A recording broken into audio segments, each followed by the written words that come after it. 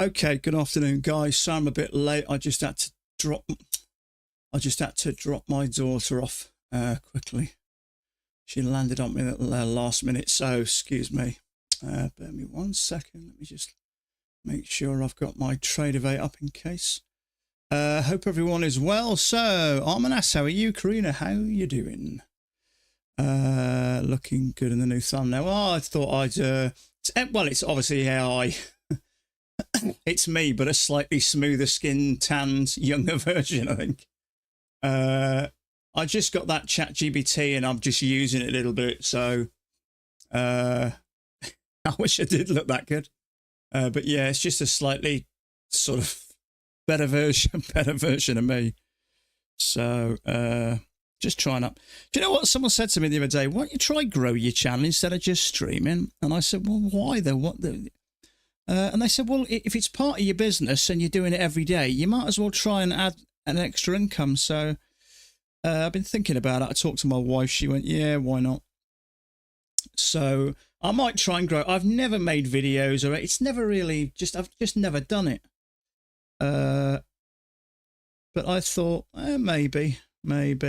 I'm just going to swap this around there. So yeah, I might make the odd video or something. And just try and grow the channel a bit. I suppose if it's a business, I mean, I make money from it, not a huge amount. I don't make much on affiliates anymore. Maybe, I don't know, somewhere between $400 and $800 a month, somewhere around that. It's okay, helps. But I dare say there are a lot of other YouTubers making a damn sight more. I know it doesn't cost you guys. That's the only reason I use an affiliate. I don't believe in someone having to pay to watch me. Because I'm no more experienced than any of you guys, so but I suppose if you're going to use someone's code or you're going to use their code, you might as well use mine, I suppose. So I'm going to try and grow it, so hence the fancy new it's great, to be honest with you. I put a picture of me in it and just said just edit it and put a few other bits in it, and it popped that up, so I threw it together last night. So let me just get my Replicanto out. My daughter is going through that stage at the moment. She's 16, where she's very gobby. And I said, you need to be ready on time because I've got to work. I like to get to my computer 30 minutes at least before I trade so I can calm down, relax, make sure everything's set up. And she's got me rushing. I mean, literally shot out the door 5 minutes, well, 11 minutes ago. But the trouble is, I'm out of breath, then I'm rushing around. She's gobbing at me because she's stressed, she's late, and you turn up to trading stressed, and that is not the good way to do it. So I was playing around with I took a trade here somewhere. Is it there? No, it wasn't. It's further back here. I think it was on the other chart. Second entry long, just on my tradie. So let's get on to this now. So 808. Stop. So what account was that? 808. With me a second. 808. 1, 2, 3, 4, 5. Let's do that as well, I think.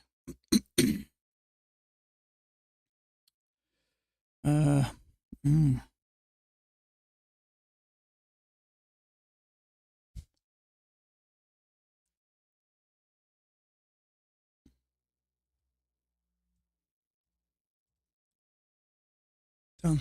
Everything's working, I think. Right, let me just make sure everything opens. We've got no news coming up. Order I submitted. should get 6 accounts. Order showing. submitted. 1, 2, 3, 4, 5, 6. Beautiful. 1 contract. Excellent. Okay. Who is the man? It's me.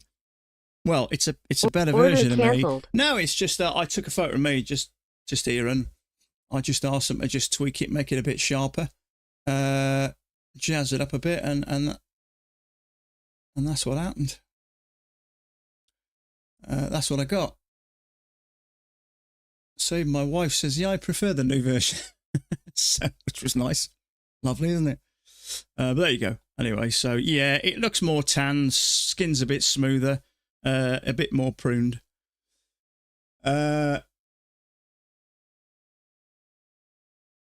So I've got two versions of it. Okay, that's why.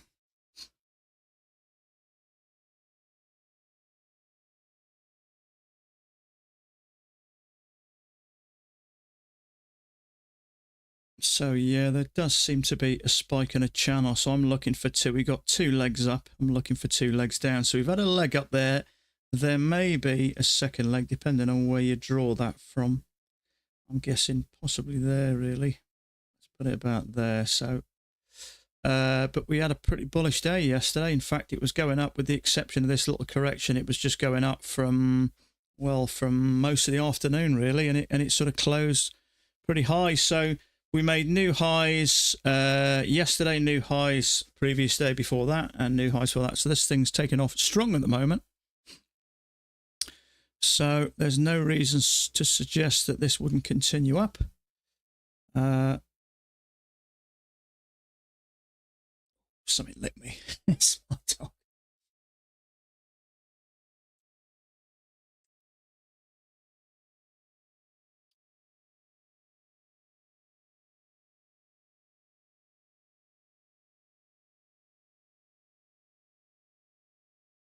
So, good positive day. I did take another trade later in the afternoon. So I ended up just under $300 up yesterday per account. So I was quite pleased with that. So I've had 2 days, 4 trades. That's unusual for me. So market does seem to be picking up a little bit. I mean, look how smooth this is. Very little congestion. Yesterday, the latter part, but it's moving up. 2 legs back, moves up. 2 legs back, moves up. 2 legs back, moves up. It's moving really nice. Look how nice and smooth and buttery that is. There's definitely some setups around. You know, when it's moving, when you get into your trades, you've got a good chance then of getting a good sweeping movement in it and your profit target. But it's working really nice at the moment. So hopefully that is the start of things to come. Now, there are obviously traders taking their holidays this time of year, but that'll start to slow down now, I suppose. July, really, I suppose, depending on what part of the world you are in. I know the kids break up from school in July here, middle of July. So I suppose for that month period, people tend to go on their holidays.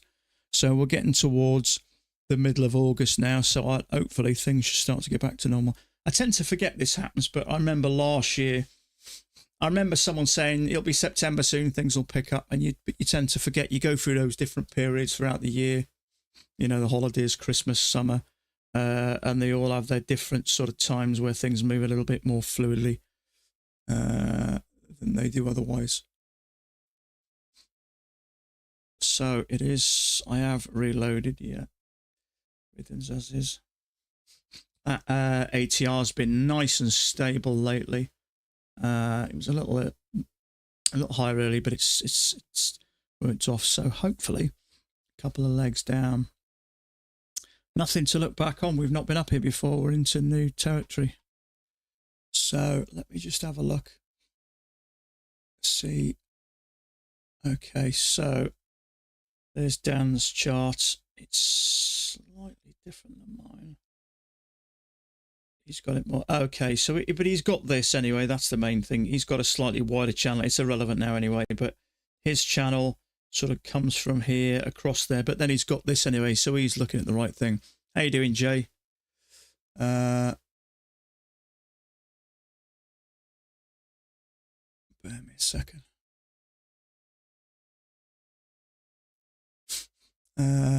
Nothing but straight up since like, yeah, it's working nice, mate, isn't it? It's working nice. Okay, here we go. So possibly a couple of legs down here. So let's get an order ready. Order just in submitted. Case. I do want to come a bit lower, but if we can come a bit lower, be nice. I wouldn't take it there. I want it to touch that.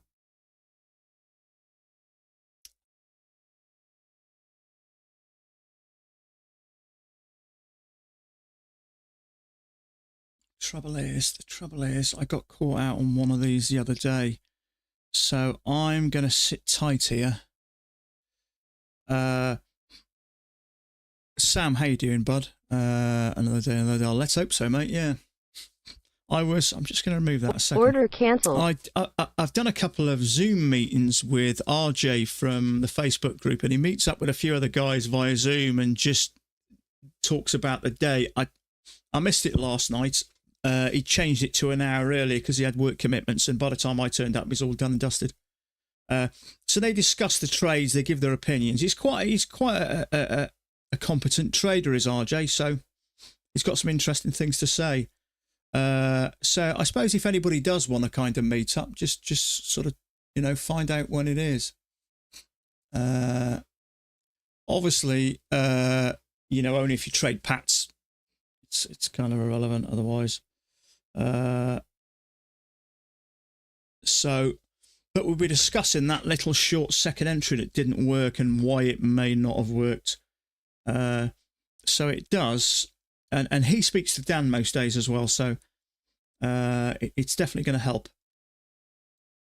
So there's just something about that I didn't like. So there may be a little chance. It's hard to say. It's a bit cramped for a second. I mean, technically it is a second entry, but one, it's off that. It's not off the bottom there. It's floating there, and we could come down. You don't know it's going to do that.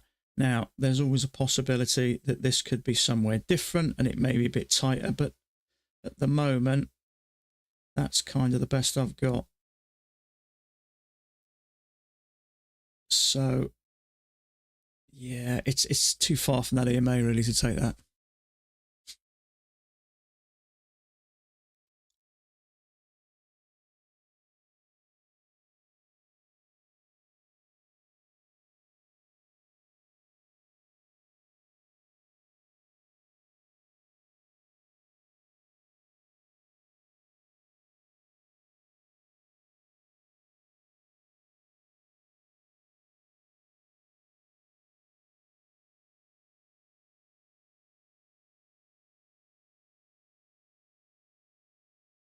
Yeah, it's acting a bit funny here. We had a nice slow push up, then back, slow push up.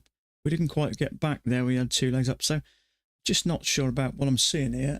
It's just not filling me full of confidence. We didn't quite get back to the EMA, and we pushed up, and all of a sudden it turned. So it's just not super clear. I'm going to take a 5-minute break in a minute. The plan was to make myself a cup of tea and get myself all ready, but I ended up having to drop my daughter off, so I'm kind of rushing around. So 5 minutes, I'm just going to make a quick drink and I'll come back.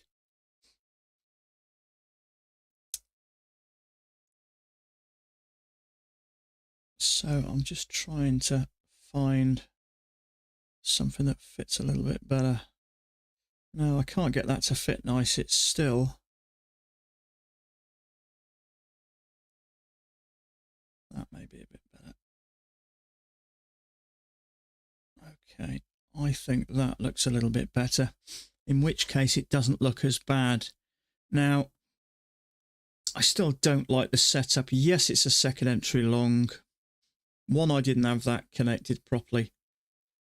But it's just not filling me full of confidence. I don't think anybody that I can see took it. I don't know about any of you guys, did you?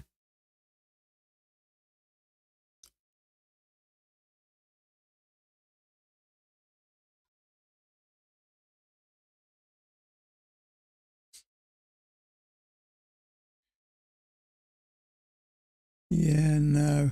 Thomas Way didn't take it. Another guy said not back to the EMA.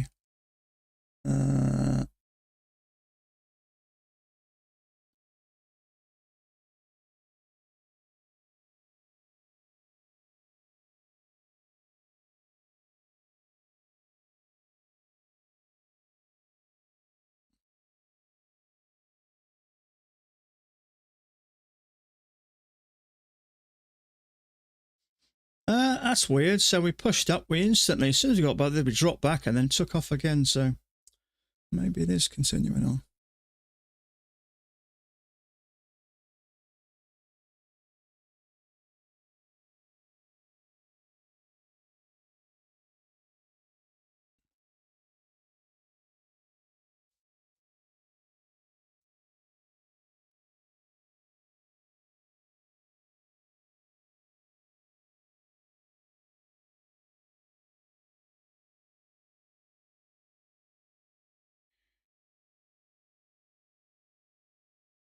Okay, so it does look like that measured move could be met.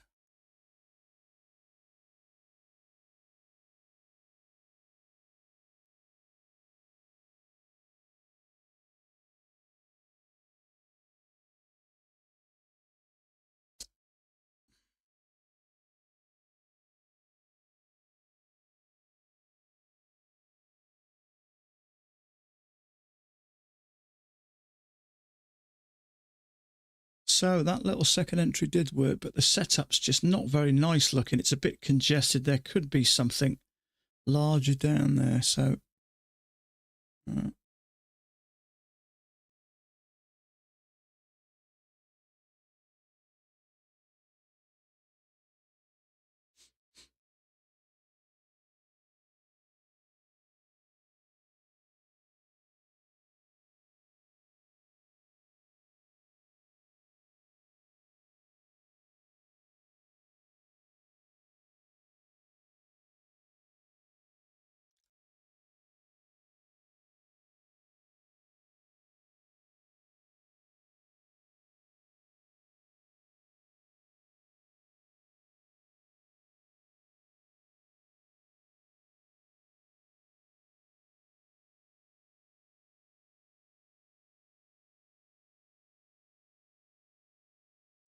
right, let's have a quick see how everyone else is doing.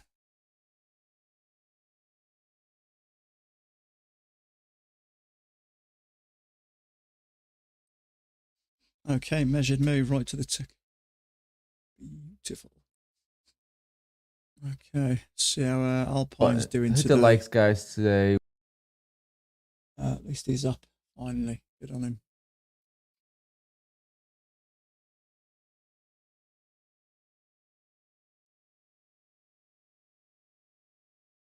Nutty, how's he doing? Up again.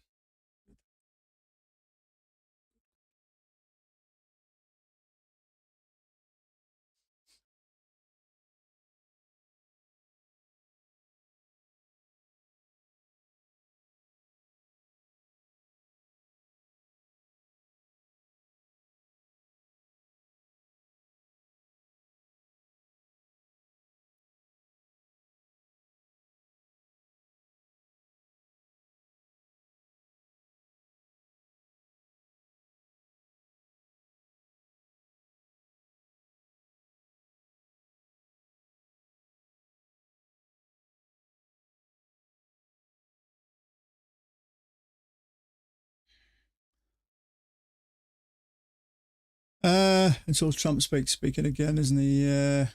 Who knows?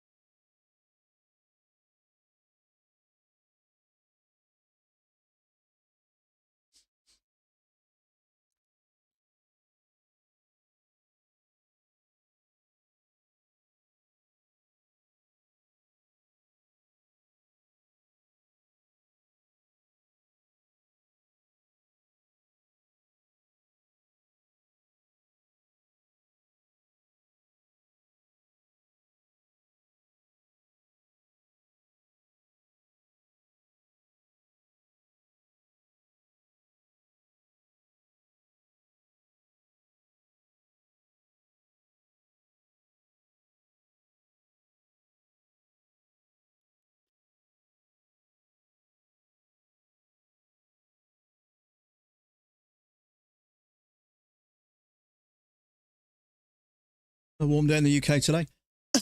We've got 30 degrees centigrade where we are. Yes, very warm today. Oh, I bought an air conditioning unit, just one of those portable ones last summer. Oh, best thing I ever did.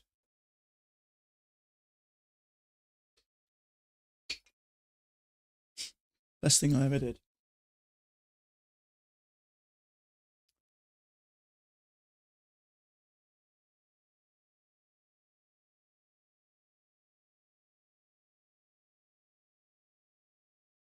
on, come back.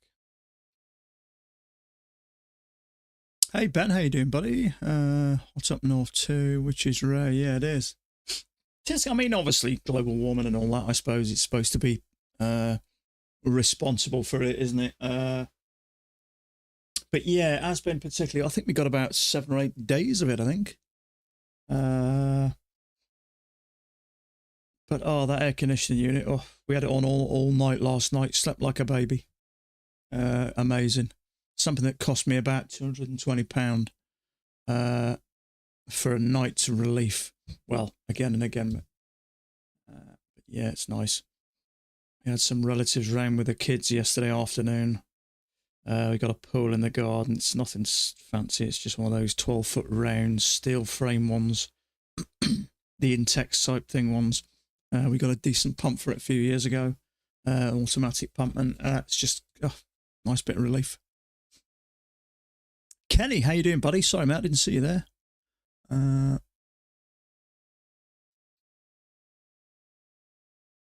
Okay, so let's have a look here. So there's a first entry. Let me just get an order ready. Order submitted.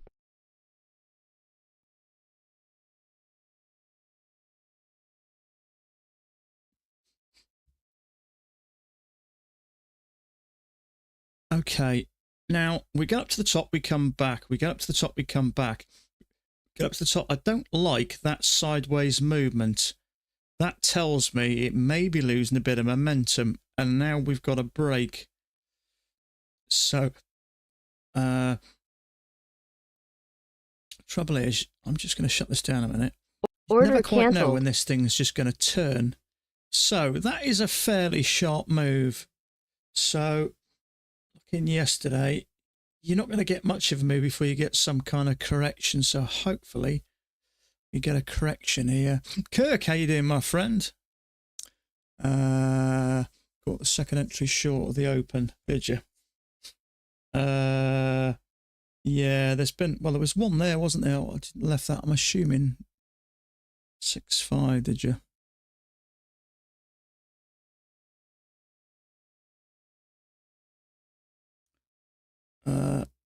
So I'm looking for a couple of legs here. Let's call that one. Trouble is, I don't want just that and then up. Mind you, it's not a huge channel. So, my experience is the bigger the channel, the bigger the break or the bigger the correction, whatever you want to call it. So I'm going to just open an order ready, just in case. Order submitted. 2, 3, 4, 5, 6.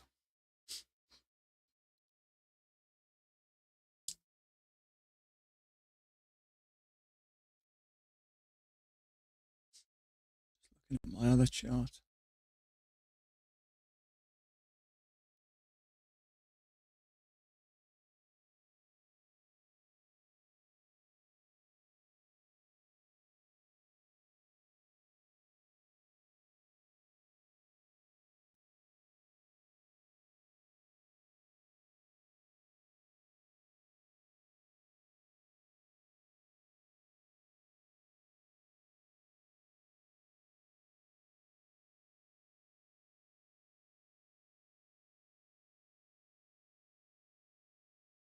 So you could kind of argue, kind of like a channel break, new low. Bars naff though. Really, you want a higher low. I'm glad to see Marco's using a second chart. Good on him. So I'd like to see another leg down here, or a higher low, or a failure of some sort. So that's interesting. See if this comes down. I wouldn't take a trade there. It's a bit congested and it's a little bit too early for me. So it'd be interesting to see whether this ticks below this, which it has, and then moves up. Or whether it comes down for a second leg.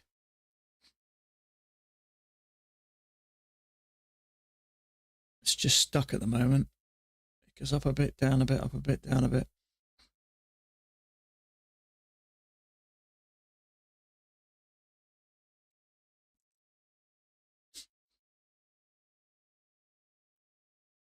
I'd really like to see something like that, somewhere along those lines.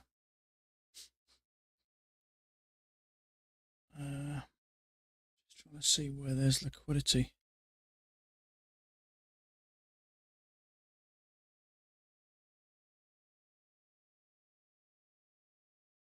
There is a bit of support across there. We've bounced there 1, 2, 3, 4 times. 1, 2, 3, 4 times. So it may come below this area here.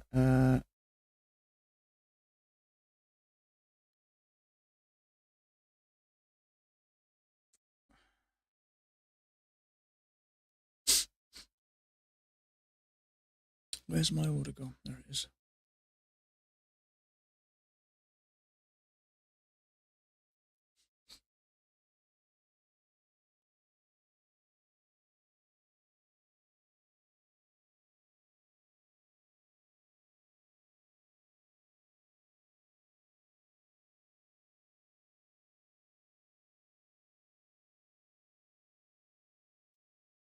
I'd like to just break this level.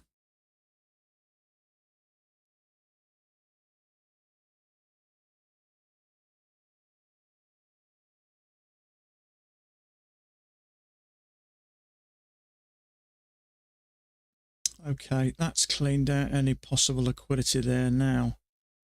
What's going to happen here?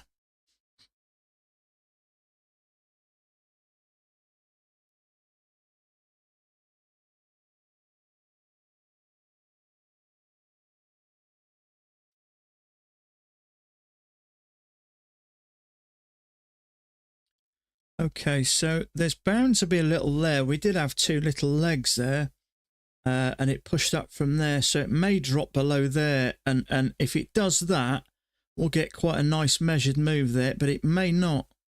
Target filled, runner hit. You had a runner, did you? Yeah.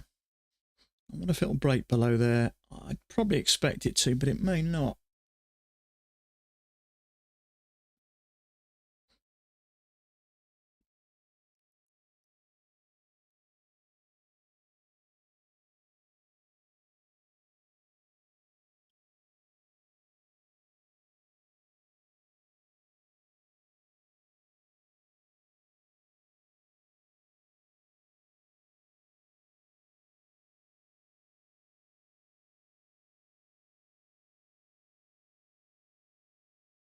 Okay, I like the channel. We've had a break of it. I would expect it to break the highs. Doesn't always. Once in a while it won't.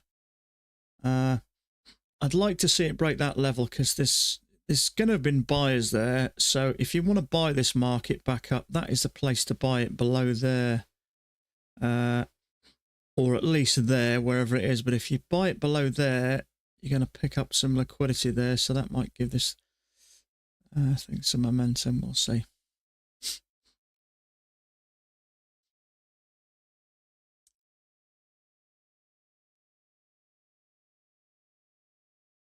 Okay, so we've had 2 legs. That's as close as a leg as far as I'm concerned.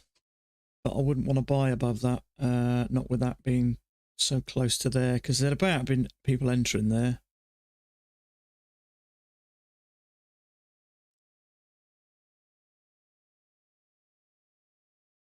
The only way for me, the safest bet, is to wait to get a higher low above that EMA. I don't want to just take a punt that it's going to push up from this area. Trouble is with me with Pats, my stop is tight. This thing may trigger you, come down a touch more, clear out some of this and end up going away. So you've got to be really accurate in your entry when you've got tight stops like a tick. As we know, otherwise market will just tend to walk all over you. Okay, see if we can get a push up. So we've had 2 legs back. I'm looking for a push above that EMA and a nice higher low.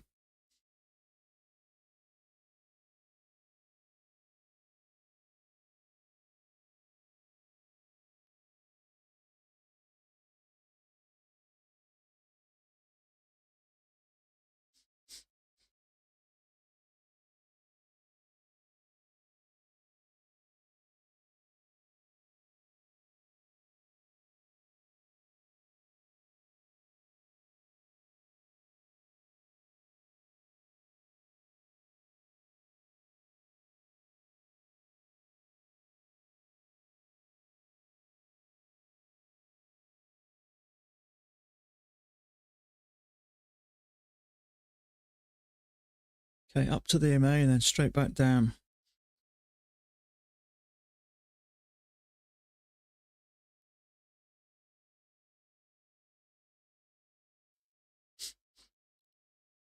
I would like to see it tick below there because of that entry there.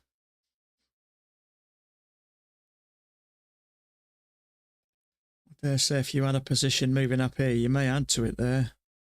Okay, so it's broken below there. So now I expect this, if it's going to continue up, to move up. I can't see it doing much more. I can't see any entries down there. I think it's picked up any available liquidity or obvious liquidity. You never know, this thing might just career down, but my gut feeling now is it's likely now to move up if it's going to.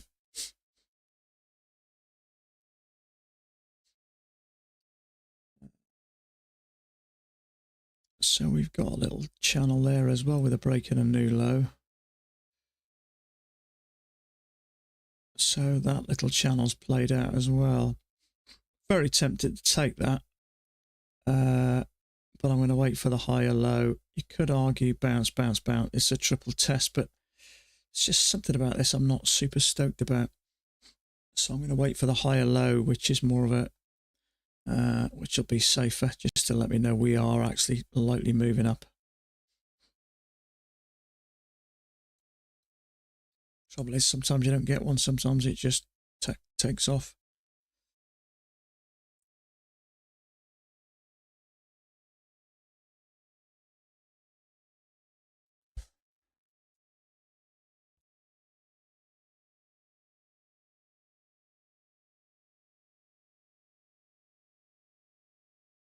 It's moving up strong, so we may not get one.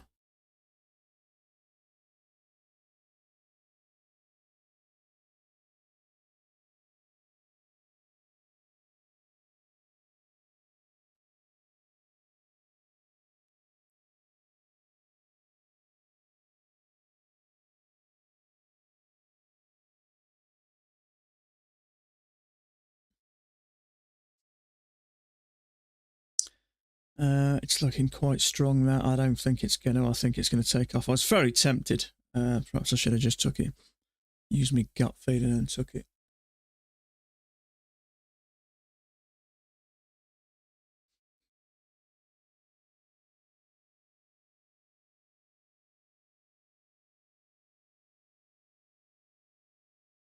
May get one, you never know. I don't like that. I do not like that. So what I'm noticing now is a possible range. Which means it may rattle around here first.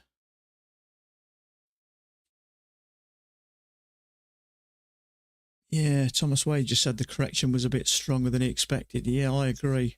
I didn't expect it to be this much.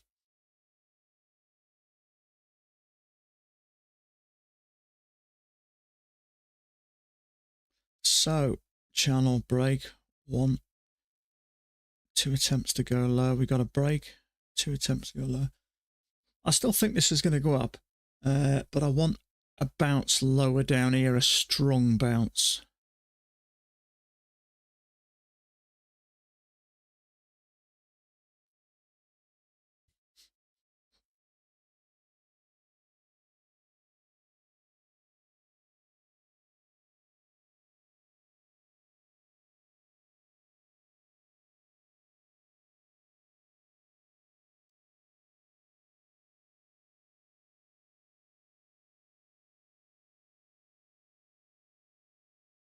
Yeah, Thomas Wade's looking for a higher low.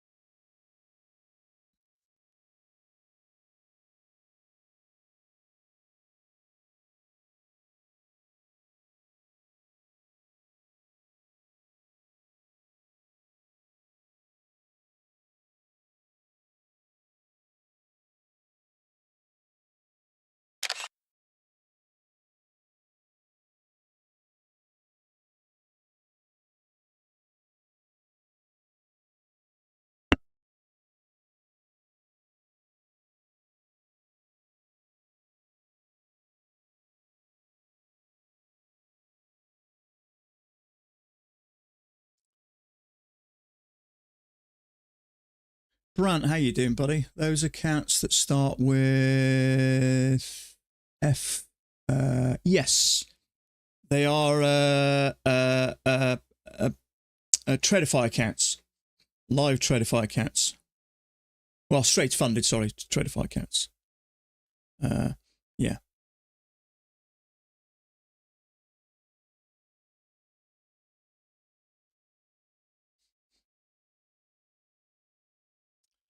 Okay, so if we can get a strong bounce off here, we got a break. 2 attempts to go lower. I wouldn't mind that. It's an evaluation. Yeah. Obviously, with the hope to move on to a. The good thing is they're about 70. I think they're $102, £75 UK, just under. But if you pass them, you don't pay anything extra. I kind of like that. So, yeah. I have done for a bit, mate. Yeah. Part of the reason why is I like Apex, don't get me wrong. But what I will say is when you're paying for cheap evaluations, you know what it's like. Market goes against you, you move, you stop. The cheaper something is, the less kind of material value it holds. And you tend to take a risk. So what I'm finding, for every one I pass, I'm blowing 4. So I'm spending 5 lots of $35, which is, say, $160, $175, and then another $140 to pay for this. So it's costing me over $300 anyway, and $320 I can go straight to funded, so I haven't got all the messing around of the evaluations. That's part of the reason. I got 5 of them. So it's just... obviously, you've got to take a little bit more care with them, but by the time I mess around taking cheap evaluations, sometimes it's easy, so we got a leg and a leg. That looks kind of like a correction. You still got to be a bit careful here because it's gone a little bit deeper than I kind of expected. I've been using Tops for over a year now. They've just discontinued new Ninja Trader accounts. Yeah. I've not heard brilliant things about Topstep for a while. Order cancelled. I know they dumped another guy I talk to now and again, Cammy, nice guy. That he was one of their main affiliates. They just dropped him. It's not good business, that. And I think, as somebody said, they're forcing you to use their own platform. Which trouble is, I don't know. You got to be careful what you tell people to do. There are plenty of prop firms out there, and it's very easy for people just to move somewhere else.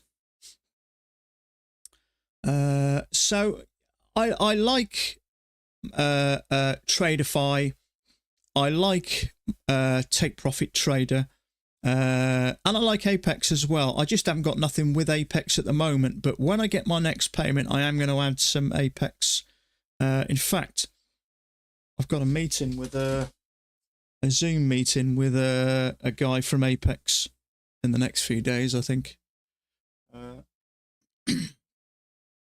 Just had an email. Someone wants to, I don't know, someone who's looking after the affiliates wants to have a chat with me. So no fee, eval funded now. Yeah, I mean, it works out at the moment with the off they go $102. And if you pass it, I mean, if you're not passing them, I'd stay away from there. I'd stick with just cheap evaluations on one at a time. But if you can pass them most of the time, then they're a good deal. Because even if you take, say, one $35 evaluation from Apex and $140, you're paying $175 there. That's assuming you pass it, obviously, as opposed to $102. So it's quite a bit cheaper. I think their pay system's a bit quicker. And I believe as well that when you get above 2,000, which is the buffer, you can literally have daily payments. So if you made $300 on that account for the day, you can withdraw it. So the one thing I like about all these new, ways of paying you and quicker ways of paying is it does put pressure on all of them. Things just get better for us. I've got 5 PA accounts and one Take Profit Trader account. I've just decided just to keep it small until I can get some more payments. I probably try to run before I can walk, and I think it puts too much pressure on you.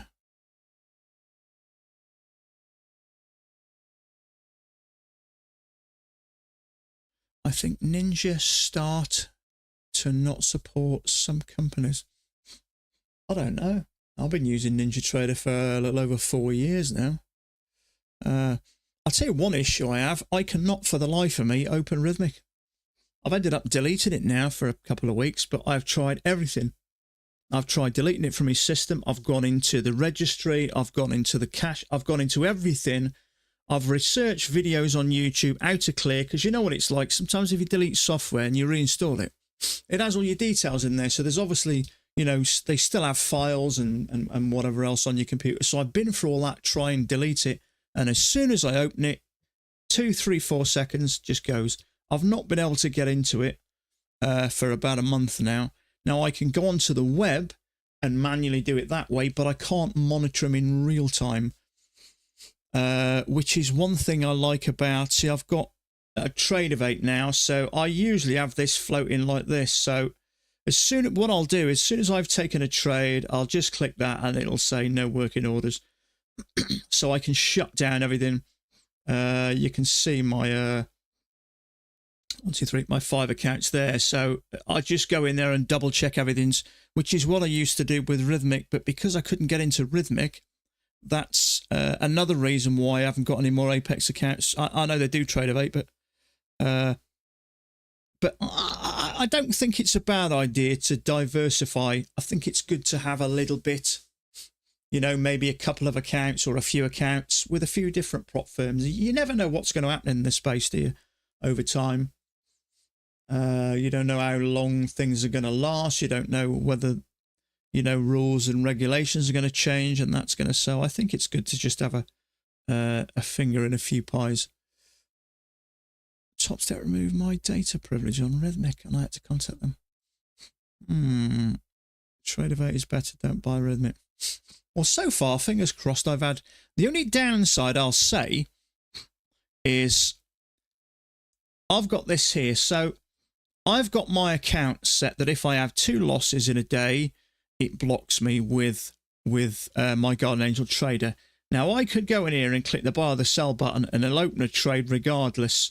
Now, I'm not doing that at the moment, but that's the one thing about Rhythmic. There is a button within Guardian Angel Trader which can stop you taking trades on Rhythmic direct, but there isn't any as of yet that can stop you taking a trade on Tradevate. So regardless of all the settings, you know, my personal account is on Tradevate, didn't like it, feels clunky, more difficult drag and drop order. Yeah. I mean, I don't trade on it. I just have it there just to double check. You know, sometimes on the rare occasion when you sometimes on the rare occasion it'll when I used to have my Rhythmic window up, sometimes it'll close down in Ninja but still show in Rhythmic, and I had to close it manually. Remember the little cross used to highlight red if it was live? It's rare, but I remember years ago, a couple of years ago, we were told to make sure we have that window up there just to be able to check. But obviously when you go into Tradevate, you've kind of got to do it this way. So I just keep that open in a separate monitor so I can just double check everything's closed. You know, whereas I used to have a little box on a Rhythmic and I could monitor it real time. So I don't trade on it. But what I was saying is if I have my Guardian Angel Trader, which I purchased for Ninja Trader, so it would stop me taking a trade if I hit my loss limit. But I can just click, even if I'm blocked out on Ninja Trader, I could click buy or sell. So if you wanted to revenge trade, you could still do it. And as of yet, Guardian Angel Trader haven't got a button for that can block you taking a trade in Tradevate. They have for Rhythmic, but not Tradevate as of yet. I'm at 225 to Apex evals. I've done 4 times that, bud. I know a guy who's done nearly 3,000. I know Nutty, I think he's done, has he done 1,500 the last third or 1,700? Not a good idea, to be honest with you. Okay, so we've bounced below here. There is a second entry short there. Do I think that's a bad idea? Something I don't like about this. It could still push up. It may come down, but this is just super clear to me at the moment. So there may be something larger which actually kind of fits. It depends how you've got this. If you've got it here, you know, you could say that there may be a break. I'm not super clear at the moment how I see this. Sometimes it can just turn.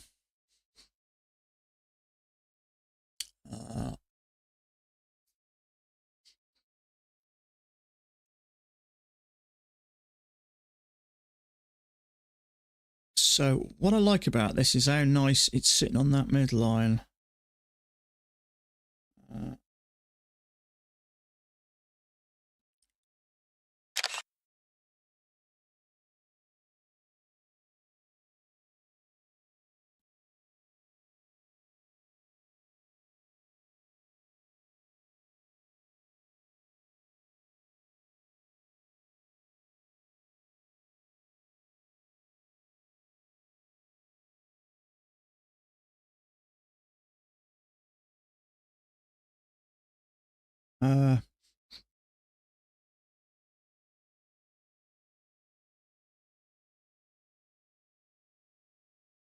So we got a touch, touch, touch, touch, fitting really nice at the bottom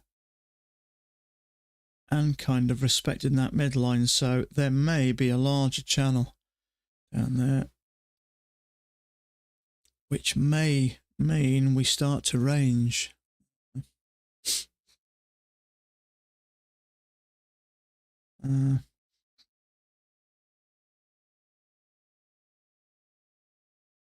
It's hard to know at the moment. It's just going a bit sideways, isn't it?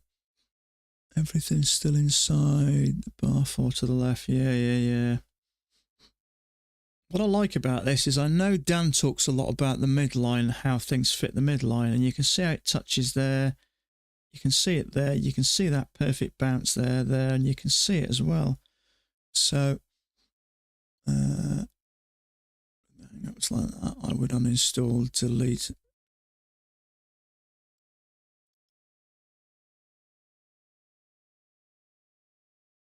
And it worked, did it? So, I was having a few issues with my NinjaTrader the other day. So I went in and, you know, I think I reset the database and that made things a little bit better.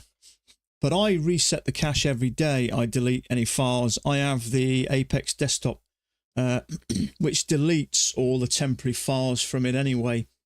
But I don't think I've tried Rhythmic since I reset the... did I reset? I think it was reset the database. So I might have another go, but it just all of a sudden stopped overnight for no reason, which is an absolute ball ache.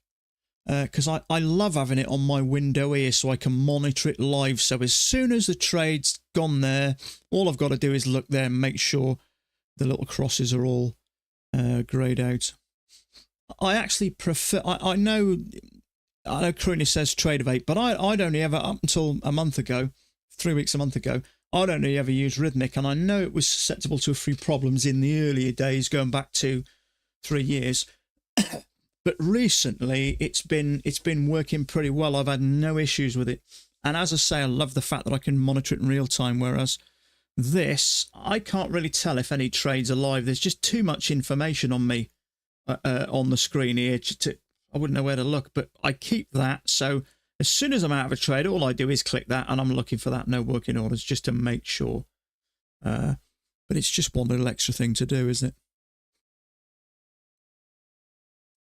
Reset both of the admin.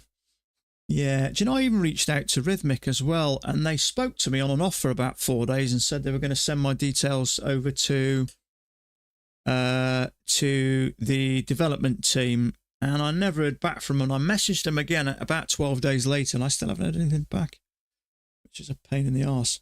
So I'm starting to think now we may not even retest these highs.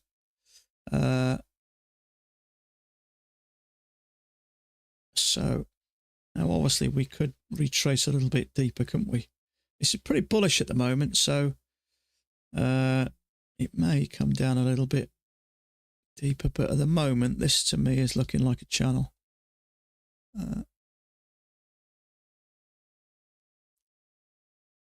What it was until that broke out the bottom.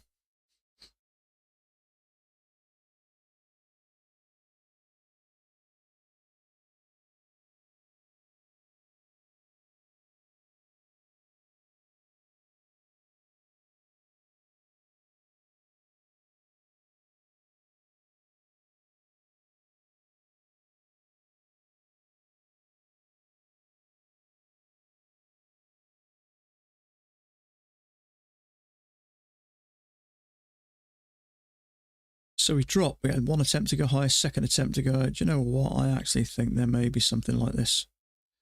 Tough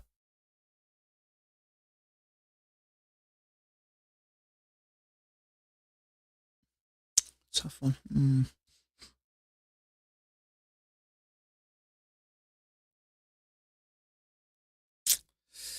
I'm a bit unsure at the moment.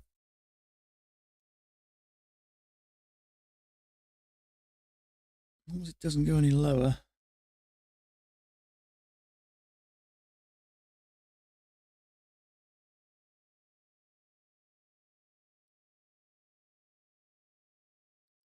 It's gone a little bit low there. Nah.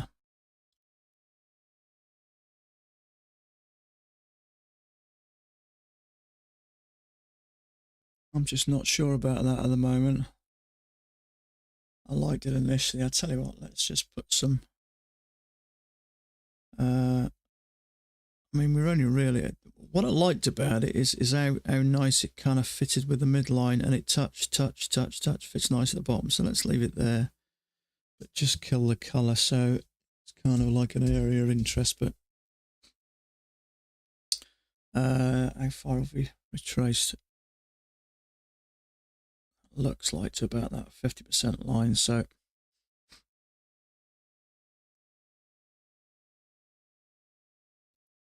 see what happens here. So if that is a channel, there's an overshoot in the way of kind of two small legs. So it'd be interesting to see if this pushes up from here. Now, as we know, after an overshoot, often we can get that kind of move in the opposite direction. So that's a good sign.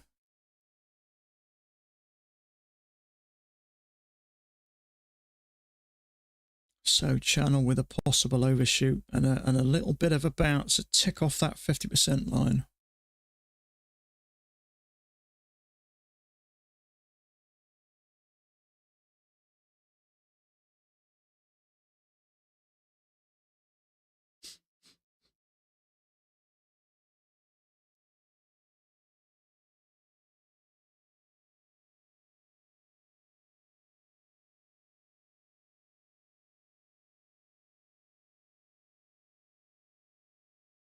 It's quite a solid bar, that is.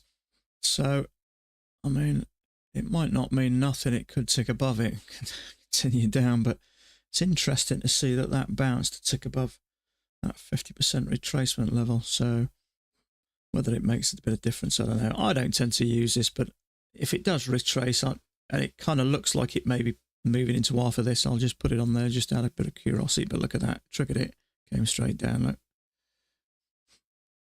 and triggered it out, stopped it out. So maybe there is something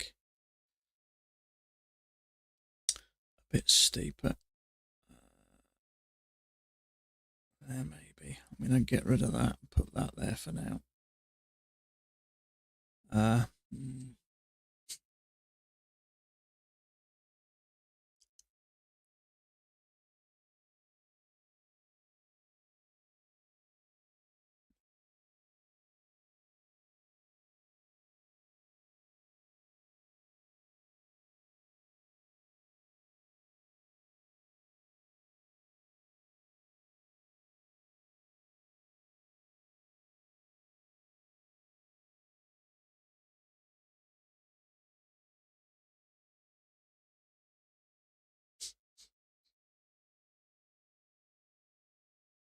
Oof.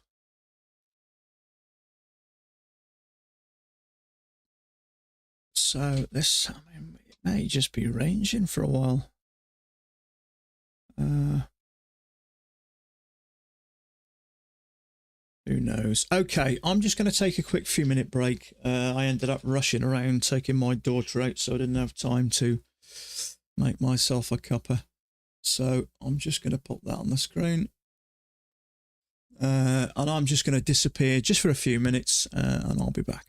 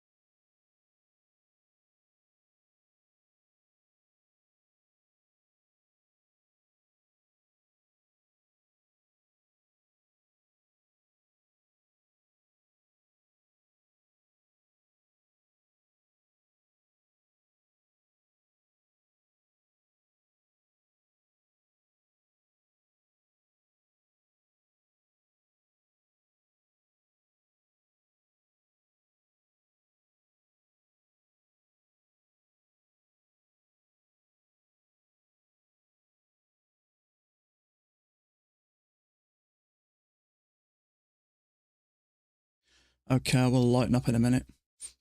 I'm going to have to do some manual settings on my camera. Just take a second.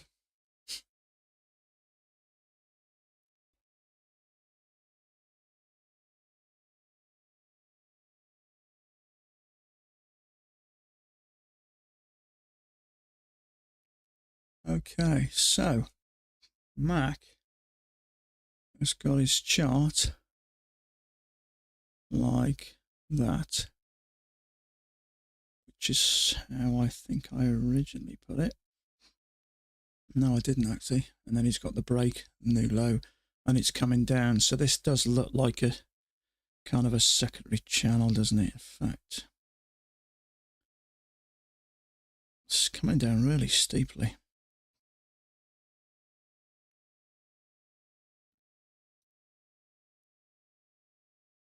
Not sure about that.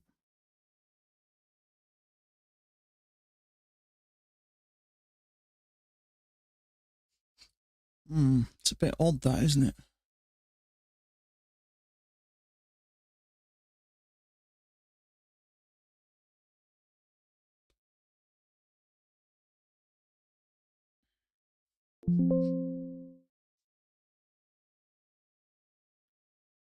So we're coming down, break, coming down, break, coming down, break.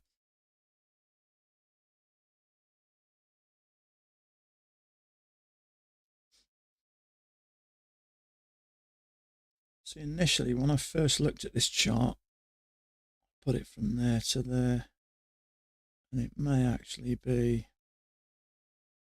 from there to there with a possible break.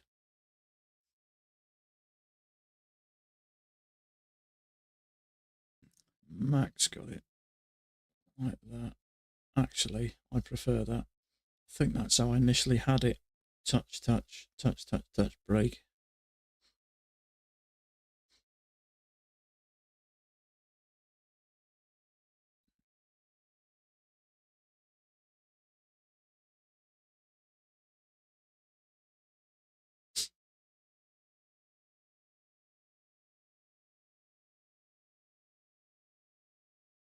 There's a bit of support across there. You can see we've bounced a bunch of times and we've bounced there as well. So now it's come back more than 50%. Pretty sure of that. Yes. So is this going to go higher or is it going to continue down? It's hard to say at the moment.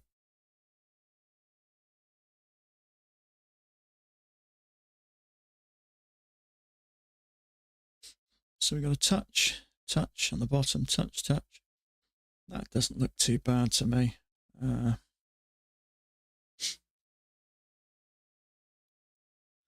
I'd be nervous about taking a short there as well, especially with some support along there, whether it makes a difference.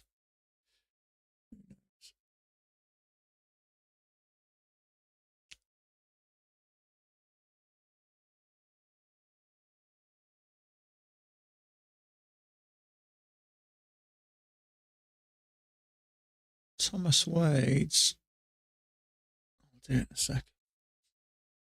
Thomas Wade's got his like this.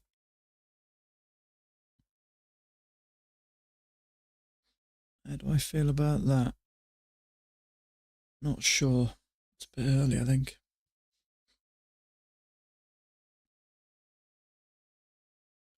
What I will do is just put that there just in case we come up to this area.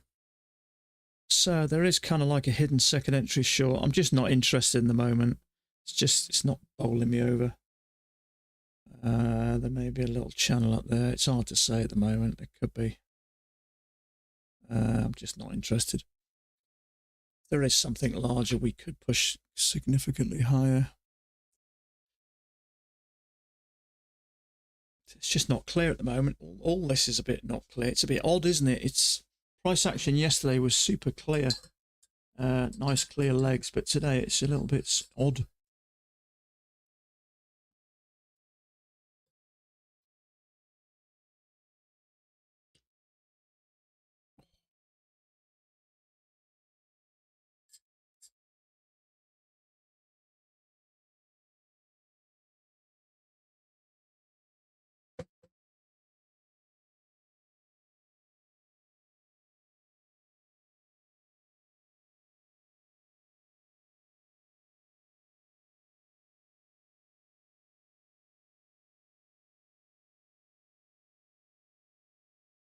So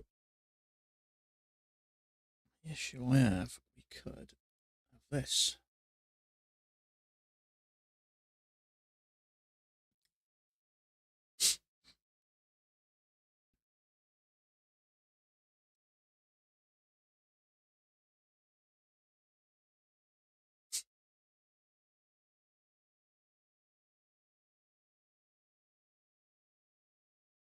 Bars, signal bars and naff anyway, but I think it's a bit premature there. It could do this. It's hard to say.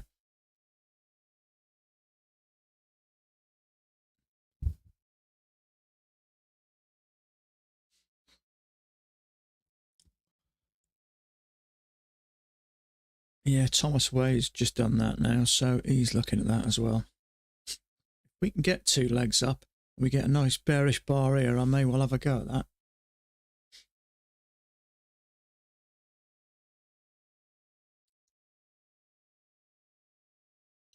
I think that's too premature to get in. Bar's awful anyway, so.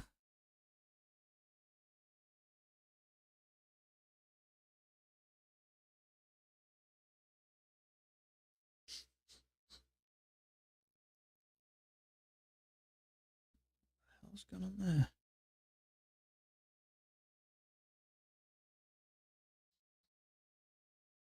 So there is a lower high there. I'm not taking it. We're nearly at the bottoms. There's a bit of support across there. We're too far from that EMA for me, so I'm interested. There's barely 4 ticks there to that, so I'm not interested there. I gotta get down here. No, it's too rich in my blood. My gut feeling is this may have a second leg up. Let's put them back. We could get something like that. If we have got a channel down there and there's an overshoot, that would be another reason for it to move up. So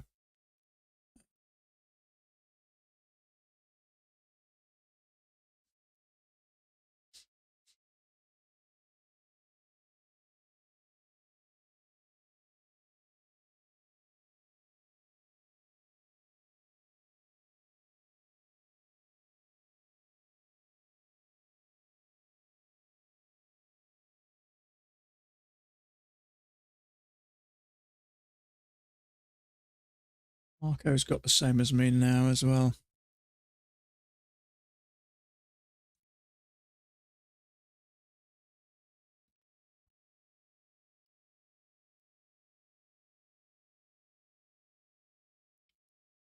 Exactly the same, actually. That's Marco's chart. He's got the same. He's got that little possible channel up there. So it's actually following that EMA kind of nice as well. So I wouldn't be shocked if we have a break here. There's clearly some support if you look left. You can see it here and you can see it along here as well. So whether it'll hold is another thing, but it's at the lower high, that one there. Yeah, for me, it's too late, I think. I'd want to take it up here somewhere. It's come too far from that EMA. It doesn't mean it won't work.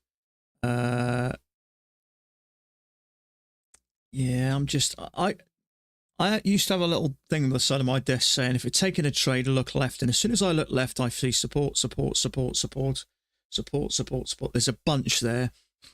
So my gut feeling is anything taken here with that support there, unless it's a solid signal bar with 2 legs, I'm not interested in that. For me, it's kind of floating in the middle of nowhere, and there's barely any room to the lows. I don't even know what you'd have got if you'd have gotten a tick below there. So you'd have got a 1.25 there, because it usually takes a quarter to push through. So it's just not worth it, in my opinion. I'd have said it would lightly stop that out and then turn before it was going to turn. So we may have a couple of legs here. We haven't had a break as yet, so if we can get 2 legs, I was kind of expecting that, because there's easy liquidity here, I think. There's nothing substantial to short from. So a lot of the times, as we know, market tends to just move back and forth on itself. So I'm going to get an order ready just in case we see something.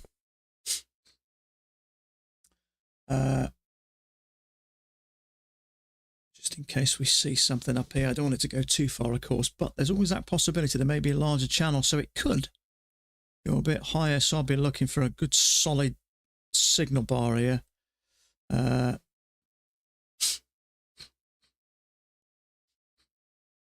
very tempting. It's above that EMA though. That's the trouble.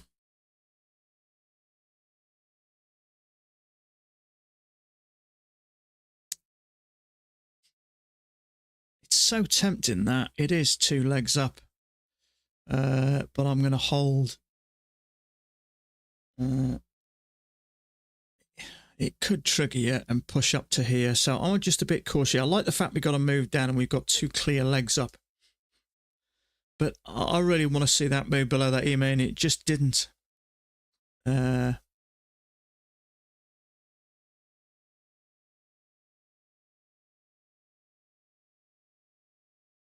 we can get a lower high, that would interest me, but I'm just not sure about this. Yes, it's triggered. It may work.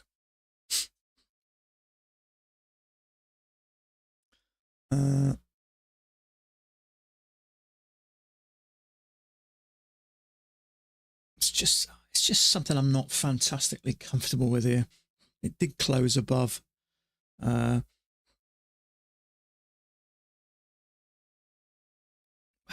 Maybe I wouldn't say that a really solid test. If I put that there, it's hard to say really. I mean, I like the 2 legs up. I don't know. It's just something about it. I think when you've been trading a while, you just kind of get that feeling, I either like it or I don't.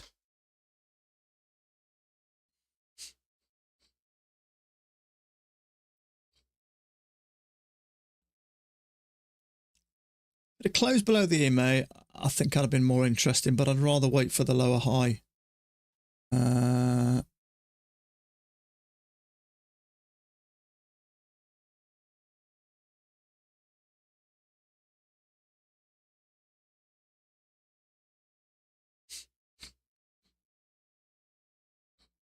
It is frustrating. That's what I was looking for, and something decent there.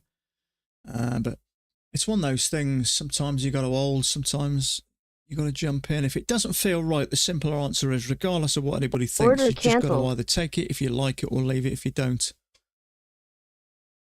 I don't think it's the best looking triple test. This I don't like. If it had pushed up stronger and dropped bearish, that as well, it is a test, but you know, I like to see relatively bearish bars. But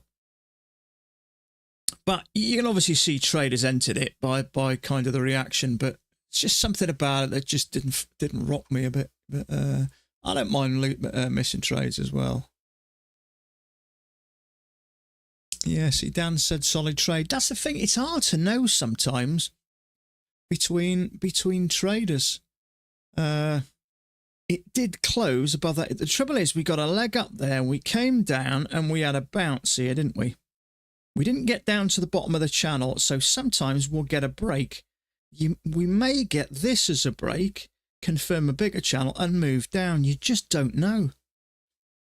And for me, it's just not something I wanted to risk, so I'm happy. It doesn't bother me not taking a trade. If it doesn't feel right, I leave it. If it feels right, I take it. Just wasn't quite right. If it closed below that EMA, I would say that was better. Because we have got a channel down. It's such a small break before we dropped. That's what makes me nervous. A lot of the times we have more of a break than just that after a channel.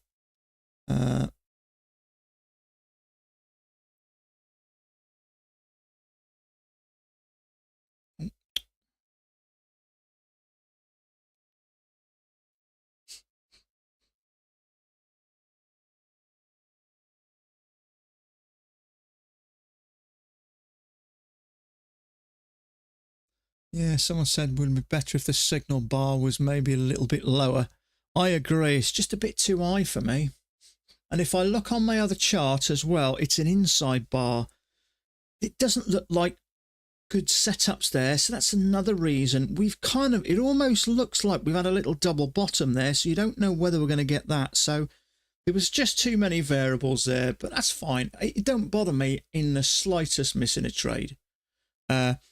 One thing I've learned about myself, if I like it, I take it.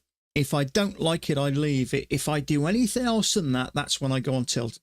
If I think I should take it because other people are taking it, or I take it but I think I'm not sure. If it goes wrong, that's what frustrates me. If I genuinely think it's a good trade and I take it and it loses, that tells me I've still got something else to learn. I've got a lesson here. You know, why didn't it work? Did I miss something? Did it just not work? You know, did I miss a break? Was it not this? Was it not that? So those are the trades I don't mind losing. But when something in the back is telling me I shouldn't be taking it, I've found the best thing is to just listen to that voice, and you won't go as far wrong.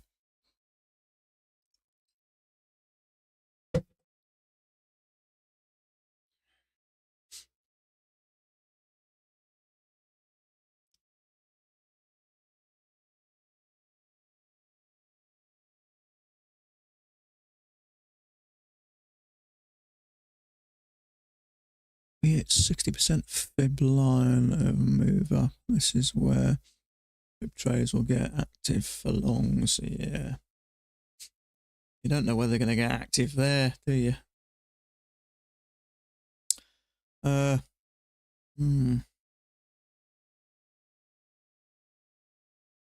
If that bar would have been below there and red, I would have said, now, don't get me wrong, it's still a bearish bar. We moved up, we closed, we closed there. If that would have closed a few ticks low below there, then I'd have quite easily entered.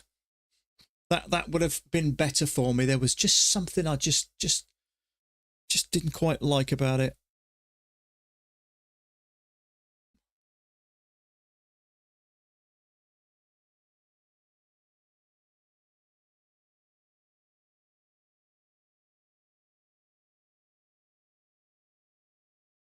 Yeah, Dan said always nicer to have a strong signal bar.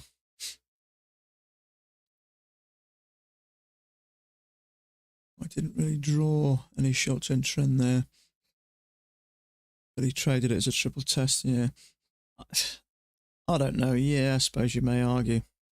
That's certainly a push-up. This, is it just a little pullback on the way down?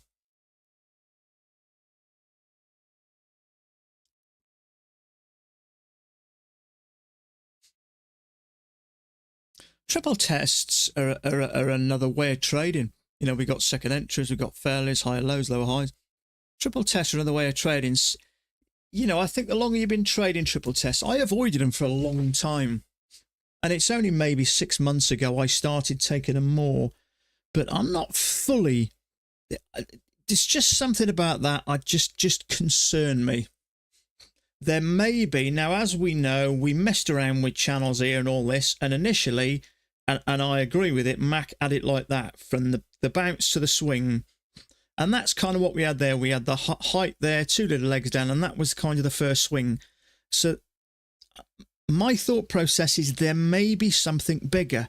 So if this is the first break, we could have 2 legs up like this as a break. That is a small break from a channel down. So my concern was we had something like that. And it could trigger you, come down a bit and push up. So the simple answer is, no matter what anybody says, if it doesn't feel right, you have to leave it. You have to go on how you feel because you're learning it. And that's why I think sometimes, if certain people stream, I used to say to Dan to stream, but I think one of the worst things to do really is to watch him and do what he does. You have to kind of learn by experience and just have guidance from people. But sometimes I used to see someone take a trade. I saw Thomas Wade take a trade once and Taylor, and something I didn't like about it. And I saw they did, and we had a little pullback, and I took it and ended up losing. So the only way you learn really is to take the trades based on your decision and your decision only, and then that's how you kind of learn as they lose, or some win, some lose, and you know what I mean? You have to kind of get that feel for it yourself. So I don't do anymore, regardless of, what everybody thinks or suggests. I don't get it now, but I know some. I remember there was one guy, it was here years ago. Nice guy, though, but he used to say, I'd go short here, I'd go long here. And I listened to him doing it day in, day out. And the one time I listened to him, I lost. So you can't do it. And then you're frustrated then. So best thing to do is do what you think's right. And that's the only way you really learn.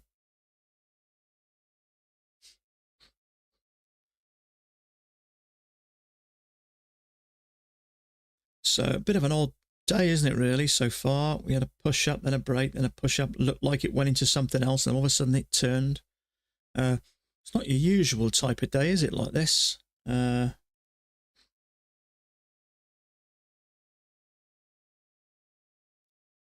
you, as Mac has said before, the market has multiple personalities.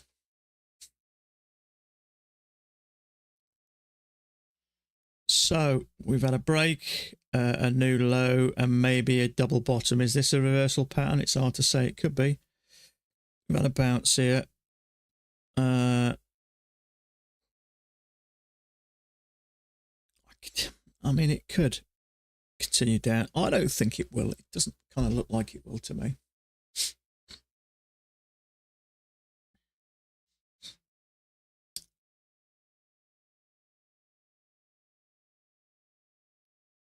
Harji, that was it. Yeah. That was a while back when it was going to be 18 months ago, wasn't it?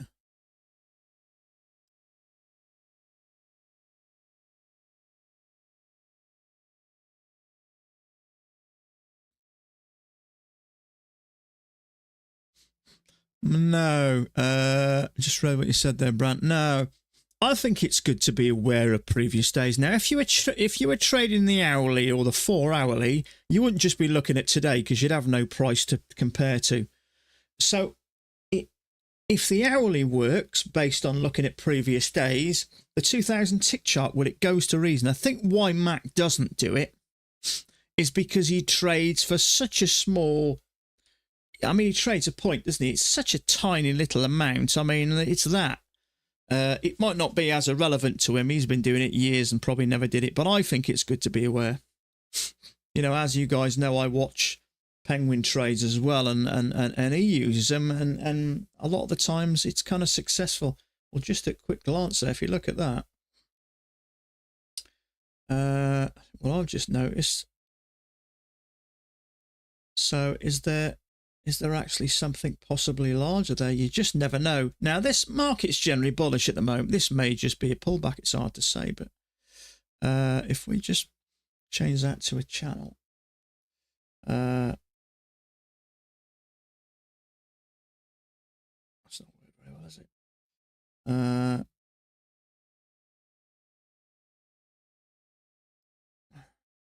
think it's probably going to be there. So we just take a look at that, see where that's bounced right at the top. See how nice that works up at that midline. So we could have 2 legs down. We could have a move up here and come down and retest this line. But it's certainly a good idea to be aware of these things, I think, because if you're short into it and you're oblivious to realise that it might have bounced off that line 15 times the previous 2 days, you've obviously got aware of it.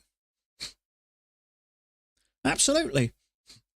You know, I understand Mac. He uses such a tiny little bit of stuff, but it is very easy. I mean, Mac's been doing this 100 years or whatever, isn't he? And probably learned to do it without it. But you know, if we had a channel down here or whatever, and we bounced off here and we had 2 legs up, and you decided you wanted to short it, and you were unaware that we may have touched these, but if you trade the hourly, you use more than just a day. So every single day is interlinked. We don't start a completely new day every day.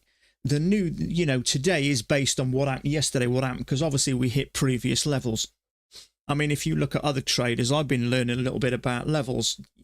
You know, days, weeks, months later, price respects levels. Doesn't just respect things for a day and decide to switch it off.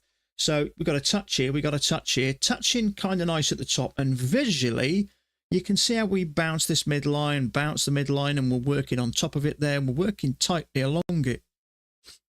You can see how there's a fair chance that is working within this big channel, which means this area here, if price gets down to it, could play a part. And quite likely will play a part. So if you're going short into it and the thing decides to continue on up. But I don't know why Mac doesn't, but, you know, I think Mac, not many of us scalp a point anymore. Mac does, and for the tiniest, see, there's a triple test there, really. Channel down, 2 legs up. That's flipping tempting. Got a break. I wonder if there is something larger.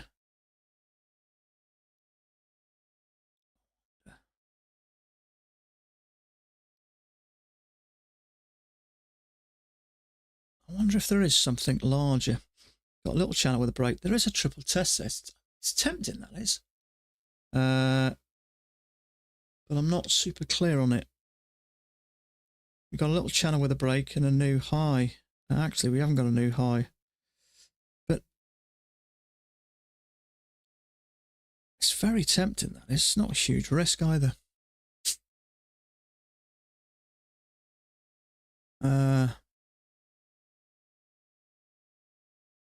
I don't think it's the worst trade in the world. I'm just not super clear on this at the moment. It's a bit short notice just to jump in that, because I had the channel different. I think sometimes you've got to settle a bit, but I don't think it's the worst trade in the world, but I haven't really had much thought because I had it slightly different.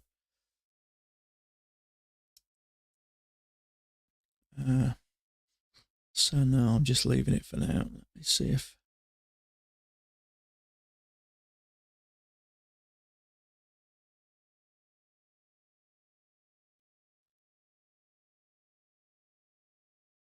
Yeah, I'm not sure. There may be a little break there. So one thing I used to do is if I used to see something, I'd think, oh, I'll have a go at that before I've even readjusted things. I think sometimes if you readjust something, you've got to reevaluate and not just jump in, because it looks very much like that's going to get stopped out now. So there'd have been a time where I'd have seen that and thought, oh yeah, second entry short, it's coming down, let's take it. But now I give it that little bit more time, because it would have triggered you and stopped you out. So I wonder if there is a larger channel working down. It would make sense right at the top, that first proper swing, 2 legs down, a little bit of sideways, that first proper swing. So I would suggest it's probably worth, as we're out of this now, it's probably worth putting that there. And bringing this out a little bit, maybe there. It's hard to say. It is working along that. Not sure. We've actually made a new high there as well by that one, channel break.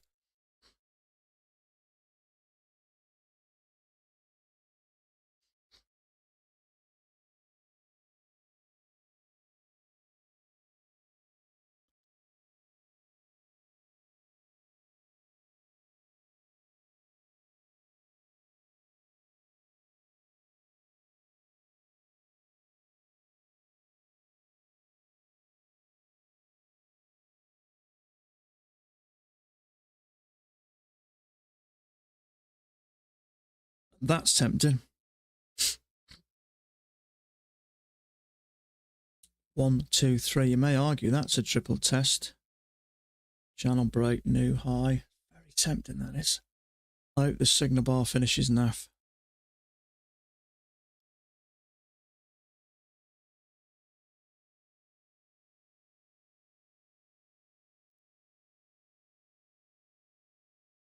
No, I'm leaving that.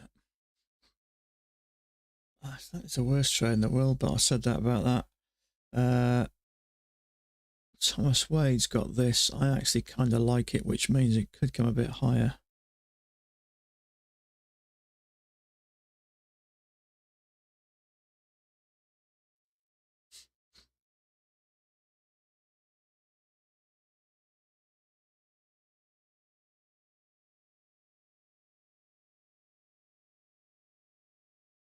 Doesn't like it's working, but the signal bar's naff.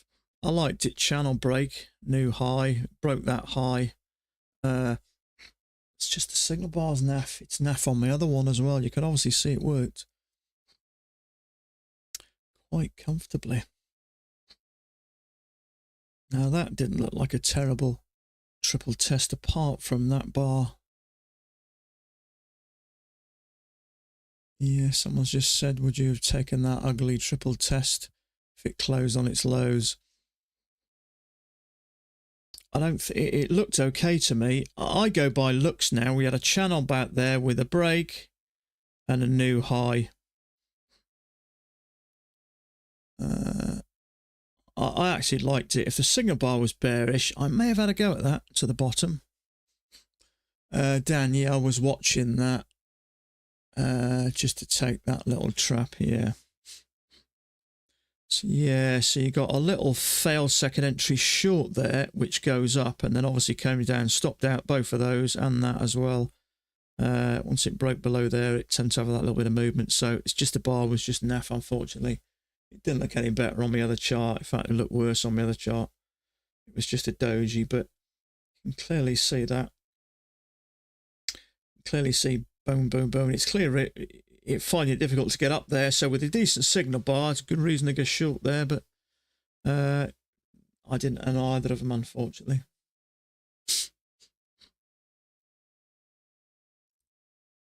Are you like triple test? No, I'll be going triple test short. I think that's what you meant. No, triple test short there, bud. We had a leg down, bounce, bounce, bounce. It looked a bit clear on here. You can see it testing the upper side. It's just a signal bar there, signal bar there. They were both crap. Dan was on about it. Someone said, would you have taken that ugly triple test? And Dan said, yeah, I was watching it. Just take as a little trap. You can see you got failed second entry shorts going long there, quite likely trap there. And as it hit through them, it had a little bit of a move, but the signal bar was just pants.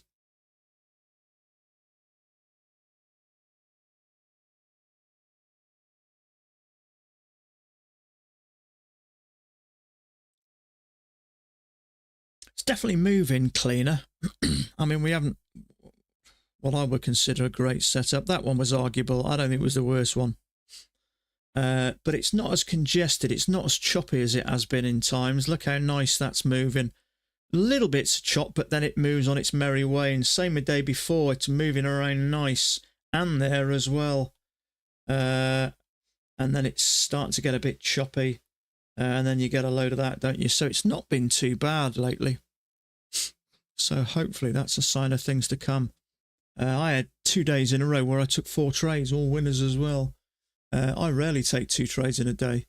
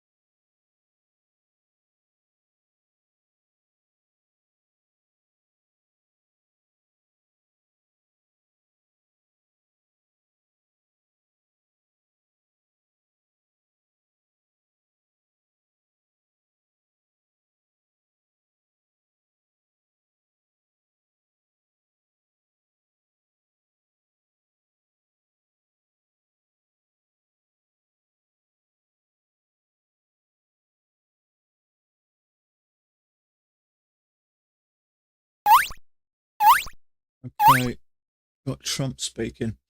I wouldn't worry about it. He's bound to be late. He was late yesterday, about 45 minutes. I don't think it really made a difference. Depends on what he's talking about. If it's anything related to his speech a couple of days ago, it didn't really do much. Does anybody know what it's about?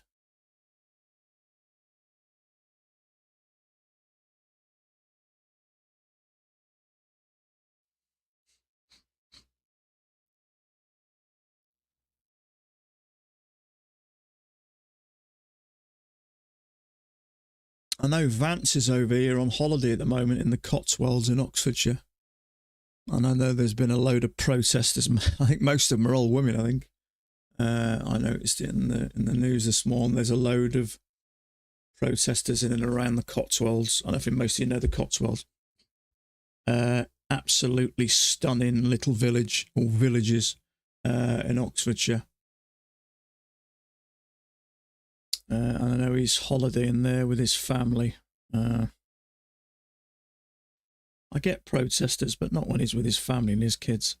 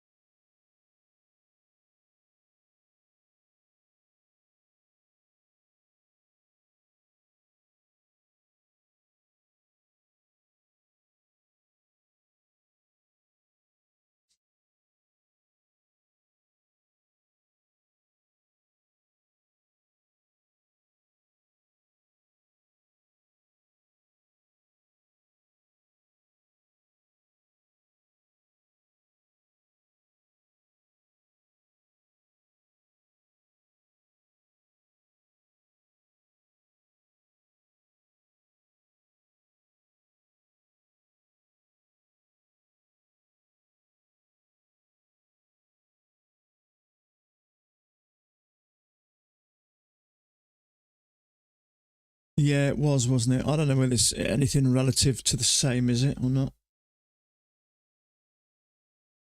Well, at least he's doing something about it. If it's got that bad, you can't let it happen. Starts affecting people, starts affect tourism.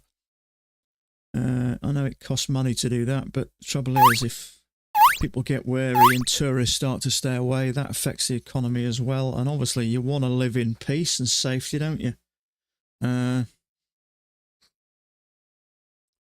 So, Trump speaking, it's down as well. It's down as medium impact news there, but whether you just never quite know what Trump's going to say.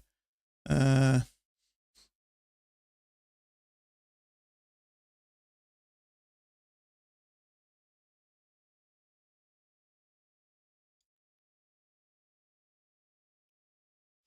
wants to clean Washington. Yeah, nothing wrong with that.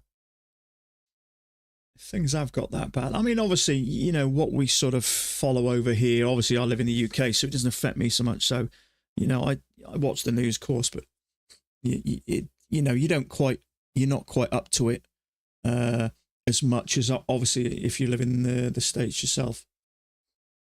But there are parts of the UK that have got bad. Obviously not on a scale to you guys in the US, but you know there is a lot of gang related stuff at certain parts of the UK. I mean, where I live, you can leave your doors open. You just get nothing. I think we've had one shooting in 15 years, I think, and that was some nutcase with I don't know what it was, some rifle.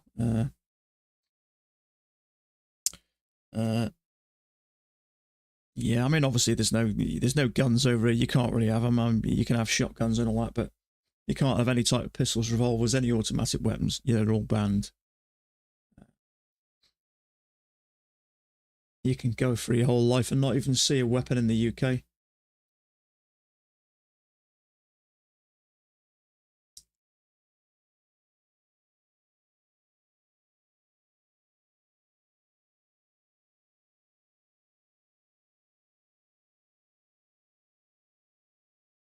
I'm talking about.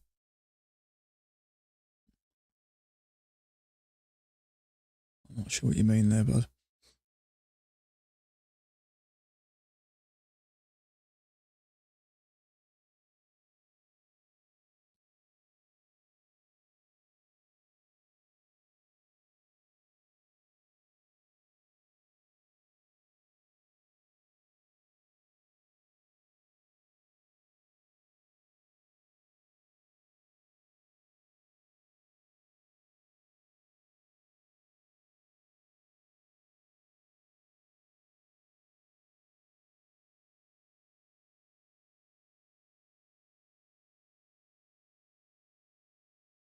Ah, got you.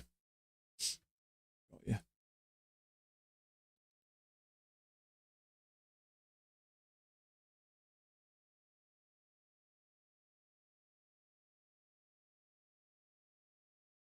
It has got bad, yeah. London doesn't look like London anymore. I mean, you know, there's so much going on in the world, isn't there? I think we can certainly describe ourselves as lucky living in a Western world. I wouldn't want to live in parts of the Middle East or certain parts of Eastern Europe. So we are quite lucky, but yeah, it's changing. The UK doesn't look the same anymore. London doesn't look the same anymore.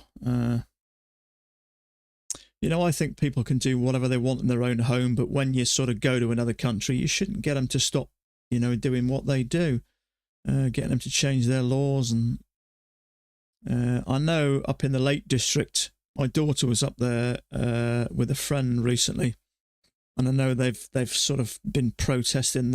I mean, the Lake District is just a load of hills and a load of old stone buildings. It's beautiful. There's tons of lakes. People go up there walking. Very picturesque photographs and stuff, but they're on about building a super mosque there. You know, I mean, if you went to a certain place in the Middle East and built Christian church, I'm pretty sure you'd disappear pretty quick. So, you know, changing the history and the way things look, I don't agree with. You know, if you've got certain religions that people don't agree with, you know, you do what you want your own home, but I don't, you know, I've never been a believer in ramming them down other people's throats. I wouldn't even consider myself as a believer. I'm not a not believer. I like to think we go somewhere, but I'm always the case. I want to see it before I can believe it. But I do still believe in Santa Claus, so I am a bit hypocritical there. I don't want to risk the chance of not getting a present. We're not all perfect. I'm close.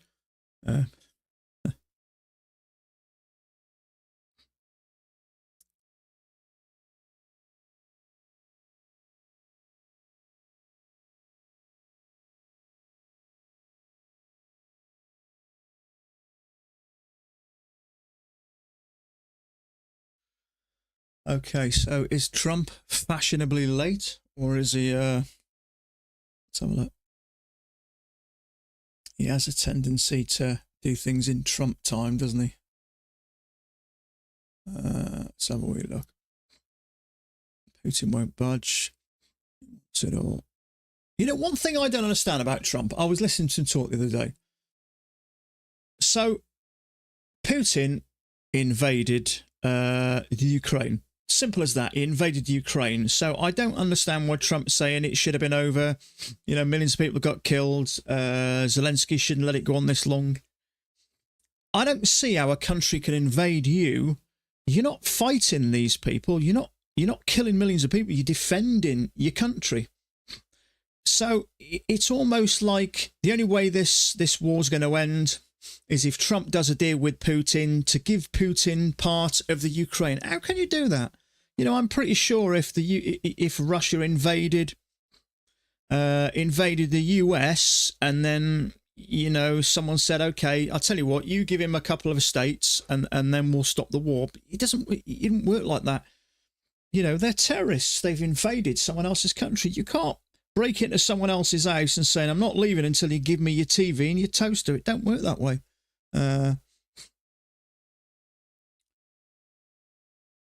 Fake news, Santa the Easter Bunny. Easter Bunny, yeah, I don't believe in the Easter Bunny, but I am a Santa fan. I still put a mince pie out. I don't want to risk the chance of not getting a gift, see. Call me old fashioned.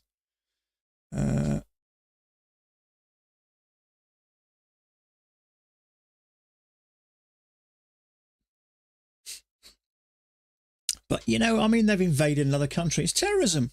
People don't negotiate with terrorists. That's the thing we've heard all our lives. And what's happening?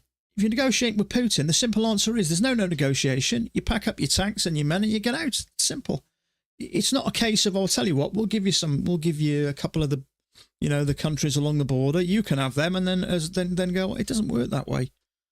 That's kind of what I don't understand. There are things that I don't mind about Trump.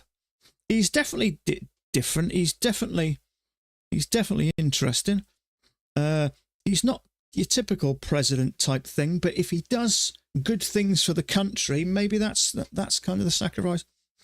But all the stuff about Zelensky in the Ukraine, starting the war, all this doesn't really make much sense. The Minsk agreements are not adhered to. That's the official line. Yeah. Unless you know a lot about history and politics, it's hard to make a really valid comment, really, isn't it, I suppose?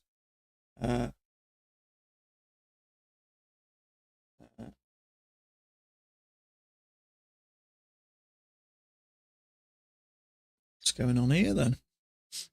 Okay, so we're getting a bit of a move up.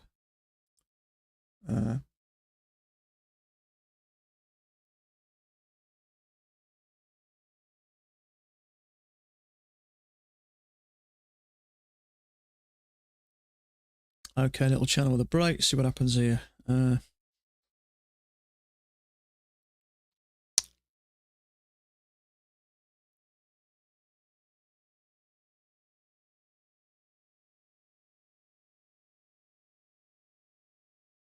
tell you what we could do. We could bring that a little bit tighter and push that out a fraction. And what that would do was neaten the bottom up now. Look, that fits in line with that. Perfectly there, perfectly there, perfectly there, perfectly there. And nice with there. So we got a channel break. If we got a bearish bar here, I would be interested in taking a lower high there, because that's the type of trade that works. I see Denmark, a lot of those, very tight with a break new high. Not necessarily come down, just to get back to the EMA. So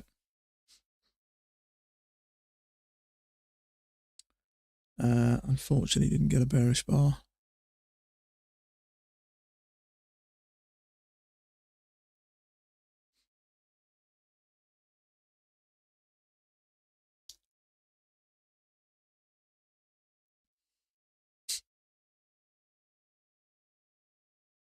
Now that's interesting. Very tempted to take that. Order submitted. I'm going to wait for a lower high though, because there is two doges back to back. You could argue that has bounced right off support there. Channel break, new high, big bearish bar.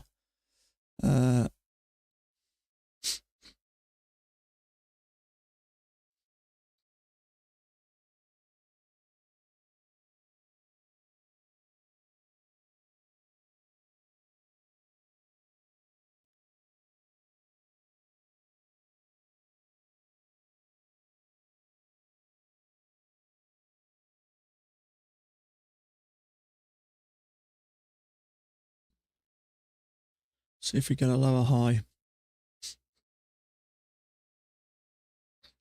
Yeah, I see Denmark in those two. Channel break, new high. Clearly two measured legs with the bearish bar kind of off support.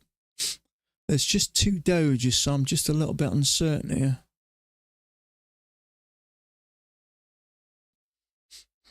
But if we get a lower high, I expect that to get down to the at least the EMA, but it's stalling a bit, isn't it? I actually don't think it's a bad trade. If I was on an evaluation, I'd jump all over it.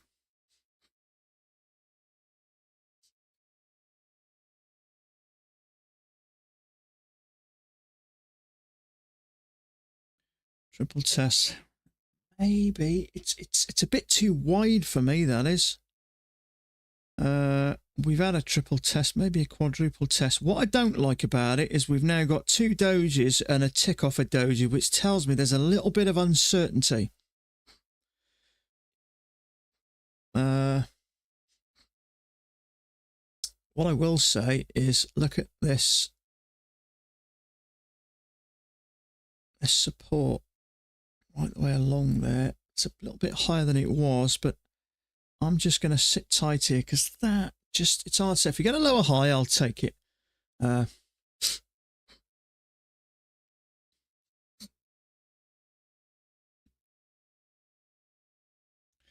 That's the trouble in just trusting that and jumping in. You never quite know.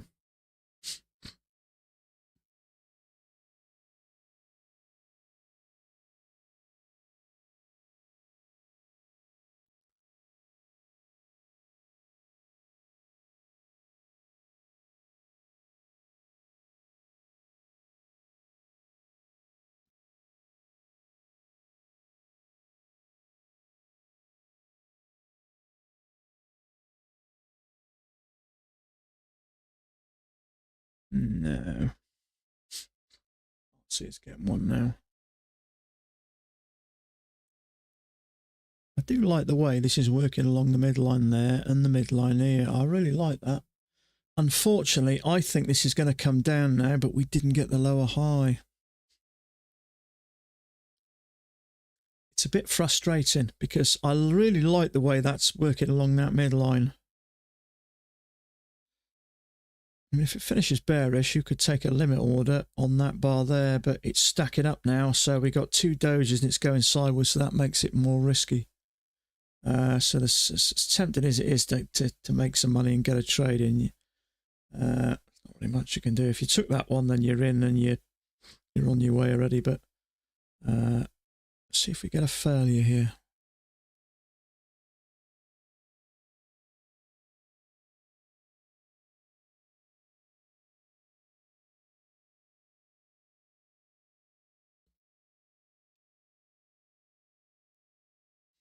Yeah, someone just said fail second entry long. So if we get a failure here, it wouldn't be too bad.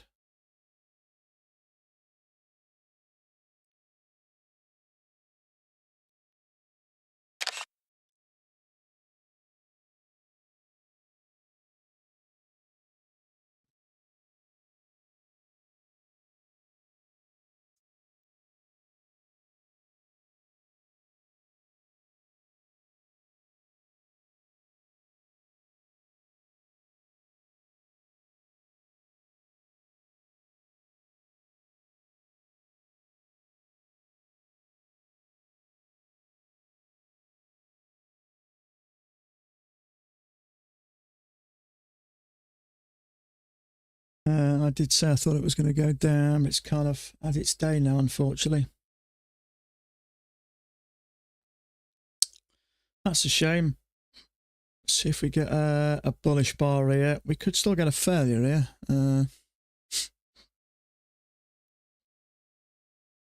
I could even move that up a fraction.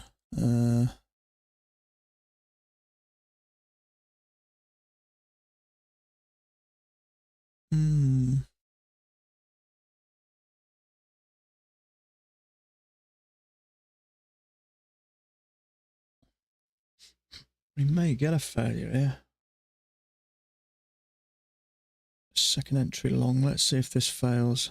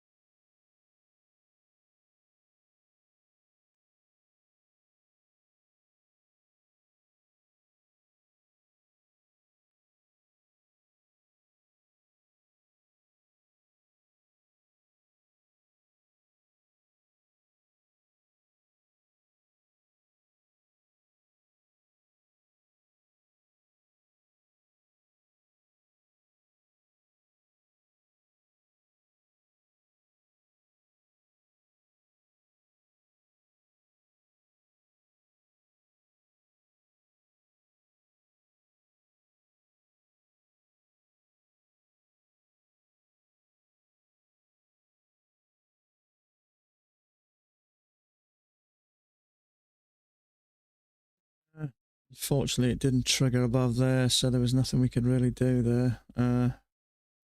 Do I like that? I like the way it fits really nice on that midline. Looks like a two-tiered channel.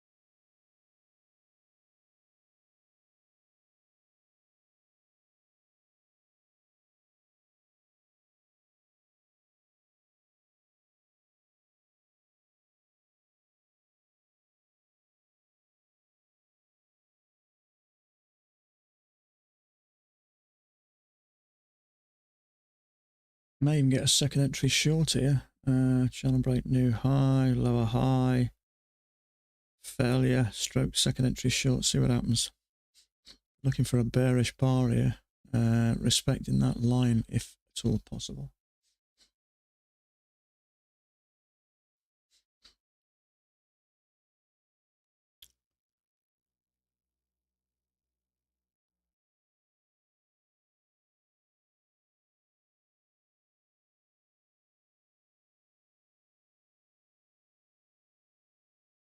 Yeah, that's possible. I'm hoping it gets some rejection here. It could do, you know, I've got that channel. What I like about that channel is obviously we touch it nice. See how nice it touches the midline. Then we come down and see how nice it bounces off the underside of the midline, slices straight through it. See where it breaks in the middle, right at the midline, up to the top, rejection, up to the top, rejection. So I'm looking for rejection here. But yeah, you are right. I mean, we could get another leg up. It could come up. We can see there's support here. If we look left, you can see that support sitting on top of there. So, you know, we could come up, possibly clear some liquidity out here, maybe here. That would be two legs, and then it could continue down.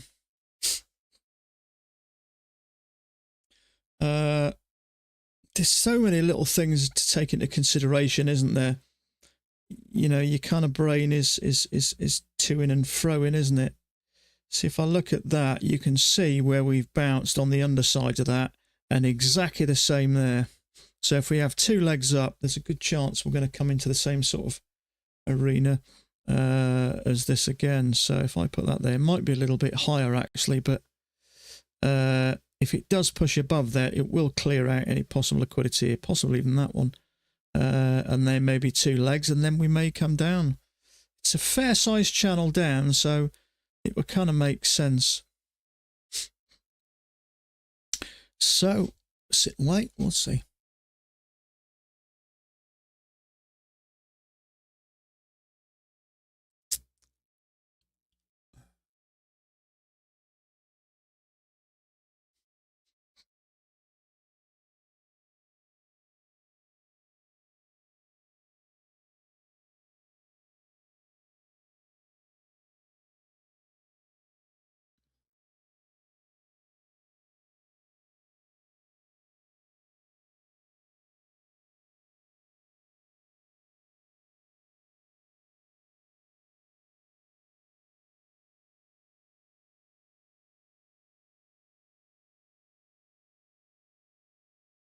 Midliner reaction. Yeah, maybe.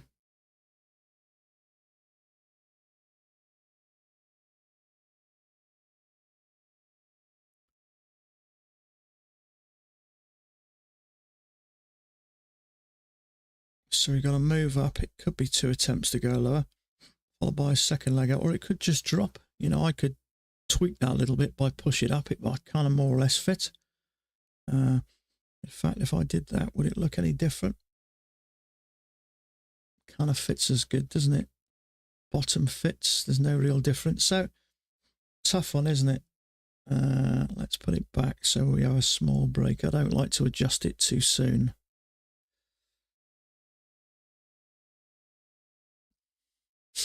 But we've had a move up, and we've had one, two, maybe 1, 2, 3 attempts, and maybe a triple test. Trouble is, you could argue we've got the same up here. So this is just a no trade zone just at the moment. Kind of figure out whether it wants to go up or down.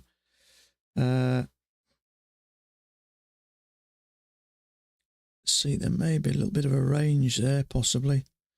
But a push up, 2 attempts to go lower. We may get another leg up. Hard to say.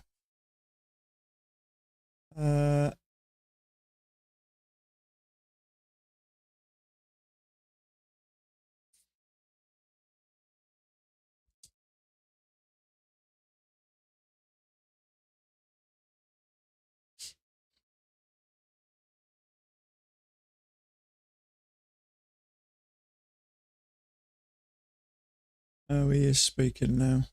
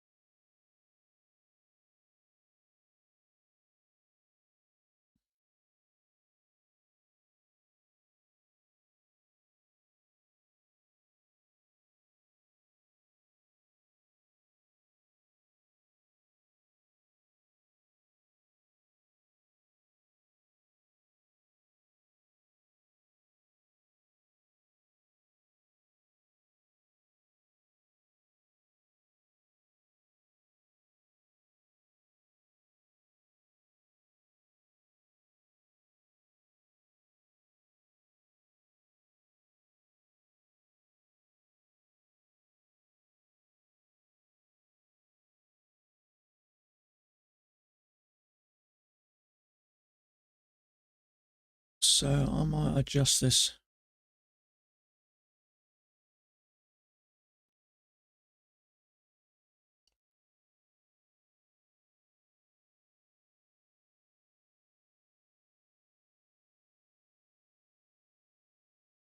Two attempts to go lower. This may well move up.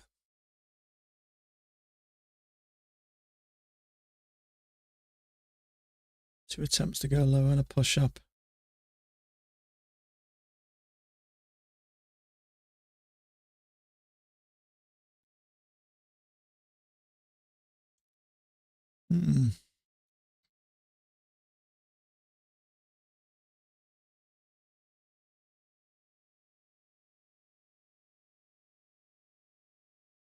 Order cancelled.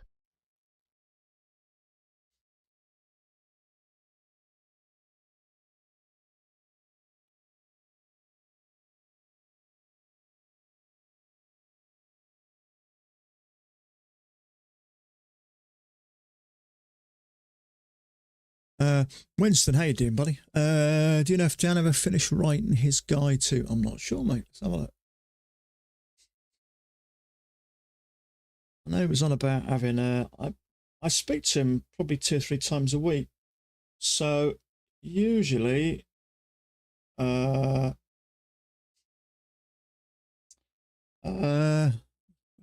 was a guide to pets. Let's have a look. I will keep this on here for a few seconds, so you can pause it and have a look back if you want. But profit firms, affiliate giveaway, guide to pets. Is that the one you're on about? There's quite a bit of information on there. So concept, there we go. Yes, he has. Incidentally, if anyone is interested in joining this, it charges £25 a month, which I think is pretty reasonable, actually. What I do like as well, I've started watching, is he does these once a week chart review videos. Now, he Dan to me is like a modern day Mac. I think he's a sort of a younger, kind of better version. I don't mean that in a nasty way. He talks in detail what he's seeing and how he's feeling when he's seeing these trades. And that's kind of what we want from Mac, to get into the head of the guy that's trading. And we kind of want to see, is he thinking the same things that we do? Because, you know, whenever you're learning something, the idea is to get into their head, isn't it? Pick the brains and find out. But Mac's kind of reserved that way. He talks about the trades. He doesn't talk about how he's feeling when he's seeing the trades real time. And that's where I think Dan stands out. He does. He talks and breaks it down. You can see the bars close here, and then he slowly moves it that way. So I find these really valuable. I didn't realise he did these up until recently, but I think they're valuable. So there is a lot of information on here as well. So I think for $25, it's pretty cheap, I think. So, but yeah, to answer to your question, there is. Yeah, there is. If you pay me £5,000 through Bitcoin, I'll take a photo of it later and send it. Yeah, I'm really kidding. So, channel break, 2 attempts to go lower. It's hard to know, really, isn't it? You're welcome, mate. Anytime, Winston. Anytime. It's pretty good value, actually, I think.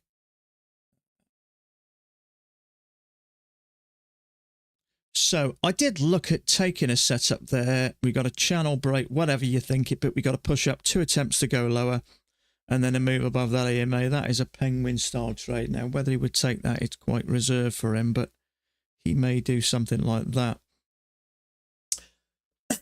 Excuse me.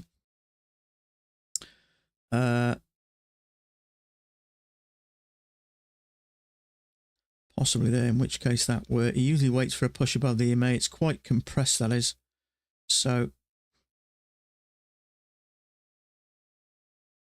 it's a bit compact. I think that's all in about 4.5 points, isn't it? 4.5, 5 points, 5 points.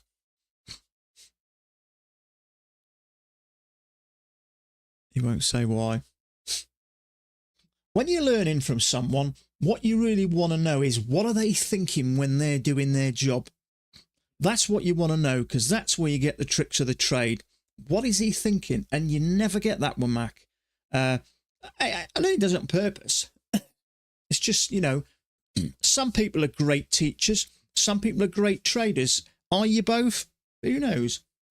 What I will say, and I've said this from day one, I think he's an absolute gentleman. He charges $125 per year. I mean, that's crazy. I've been learning a little bit from this other guy, just a little bit more swing trading. He charges £45 per month, which is about $60 per month. That's like $700 a year. It's 5 times more than Mac. So I think Mac charges a tiny amount. You know, I'll always be grateful for him. I ended up nearly giving $400 to Cheek and Chong. What's the names? Those other two, Michael Chin and the other geezer. I nearly give that away. So fortunately, I don't buy a toaster without Googling it and YouTubing it, seeing how good it is. So before I gave them my money, I just wanted to see what I was getting myself in for. But Mac's a genuine guy. But some people, they're not great teachers. It's, you know, it's not. No disrespect, but some people can really get over the message and it comes easy. Other people don't. But those video reviews of Dan's, I think he does them once a week. I wish he'd do them a little bit more often, because I think they're valuable. That way you can understand what he's thinking and what's going through his head when he's looking at these bars. You know, you want to hear, is he loving that, or is he saying, it's okay, I'll still take it. I wish it was a bit below the EMA, because I want to know next time, is he thinking what I may be thinking I'm thinking? It is bearish. It is kind of a triple test, but it's above the EMA. Now, if he looks at that and I hear him say, yeah, it is, but I still think it's worth it because it's still a triple test, the fact that it's above the EMA doesn't rattle me so much. That's what I want to hear. So when I'm in this driving seat next time and I get that same scenario, I can go, I remember what's it told me. So I think that's kind of why I do what I do. Partly because, You know, a couple of people said to me, well, how can you be concentrating if you're talking? My mouth and brain just goes off on its own. I can tell you exactly what I'm looking at now, and I can still talk to you. I can see this triple test. We've got a break, 2 legs down, another leg's up. I can see this, see what it's doing, and perfectly comfortably talk to you. It's like driving a car. I can eat a sandwich and have a conversation. I can still drive, though, even if I'm doing 70 miles an hour down a motorway. But so it doesn't affect me. It's not for everyone. Some people like quiet. Some people like music. But that's kind of what I do. It's my process. I talk about what I'm seeing. But the one benefit I think to you is, are you thinking the same thing as me? You know, the old saying, 2 heads are better than one. So if you're thinking the same as me, it might give credence towards, you know, your trade. And I think we can comfortably agree is after a trade, how strong the market moves in that direction directly after, I think is a good indication of how solid the setup was. Because if there's a lot of traders liking that area and selling it, usually then we get a strong move. And from that bearish bar there, it moved down pretty strong for about 6 points or whatever. If it messes around, goes sideways and eventually makes it, maybe it's not such a strong position. Big Mac question and screen seem to be, is the context right? That's the key, isn't it? It's the context. I mean, it could be the best looking second entry long in the world, but if the market's coming down, it's kind of useless. So that's the key. It's getting the direction right. If you can get into the right direction, you're halfway home. But the trouble is, this thing tends to just 1 minute it's coming down, next minute it's turning, then it's coming down and turning. And what I found is if you're panicking and you're revenge trading, as soon as market starts to turn, you've got a habit of panicking and getting out or reversing it. Because the market is crawling away. As soon as you get into a trade, often you'll go straight into the red. And if you're at a nervous disposition, which I can be sometimes, sitting through that is quite uncomfortable. But I did hear a trader say once, trading's about being comfortable with feeling uncomfortable. But does it get easy? I believe it does. I don't mind it as much now. It depends on what's going on in my life or with my finances. You know, if you've got $1 million sat in the bank, you're not worried about making 200, are you, or losing 200? So that won't qualify high or low, unless with the no 2 or 3 bars. Yeah, sometimes he'll adjust that a bit, won't he? But yeah, it's a tough one, that, isn't it? See, is that a high or low there? Well, you know, forgetting about the failure bit, but I suppose it's gone too far. It more looks like a channel with the break. I suppose what you're kind of looking for is a lower high within the move down. That move down is kind of, what's it? So I kind of follow that sort of idea. So we've had a break out of here. There is a lower high there. So is this likely to come down? There is liquidity up here. So that's what I mean. It's not super clear. So it looks like to me we got a channel with a break and a new high. It is a little bit rangy, but what I found sometimes is we'll go up, across and up. And sometimes if you take the lower high, it'll trigger you and give you a second entry long, which stops you out and then comes up to this level. I would be much more comfortable shorting up here than I would down here. But it's not super clear. We may get a bearish bar in here. It could come careering down, but that's the trouble with trading live. We don't know what happens next. Like it may turn into a second measure. Often it'll do that, though. I've noticed it does that. Gives you a bearish bar, as I mentioned a minute ago, triggers you, and then pushes up. You know, often these legs can be broken into two. There kind of is two little legs there. And then maybe two legs in this measured, this other little measured move. So if you look at that, we're not a million miles away. It may actually trigger you, come down to the midline, and we're not far away. Or it could come careering down. Depends how you've got this channel. If this is your first break, a channel up, 2 legs back and a channel up, it may come down. But for me, this second leg up falls a little bit short, primarily because there's such a lot of potential liquidity up here. And I'd rather see it push out that last little bit before I kind of catch it on the way down. But ultimately, you never really know.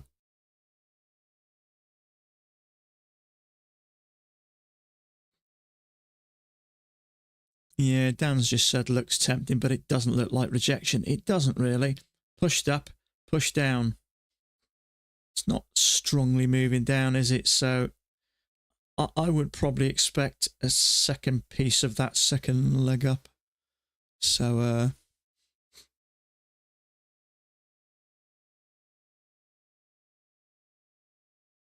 what is Trump now? Is he late 70s, isn't he, Trump?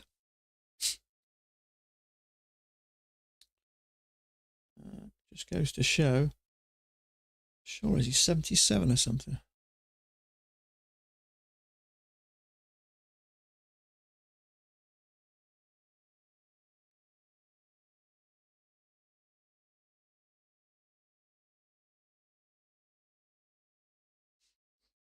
'79. Oh my God.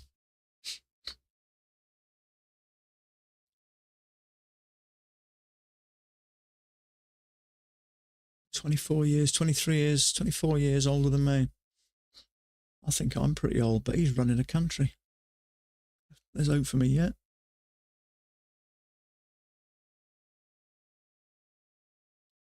So this to me looks like now it is losing a little bit of momentum. So I personally think now this would more than likely come down.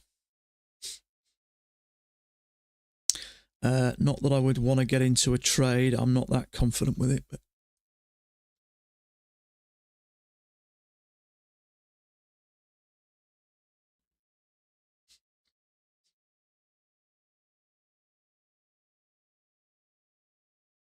does look like we're getting a series of bars there.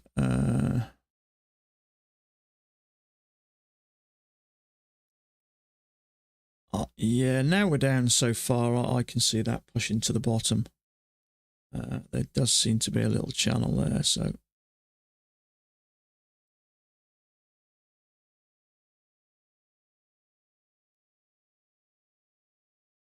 it's a bit risky taking that, I think. Liquidity up here didn't quite make full legs.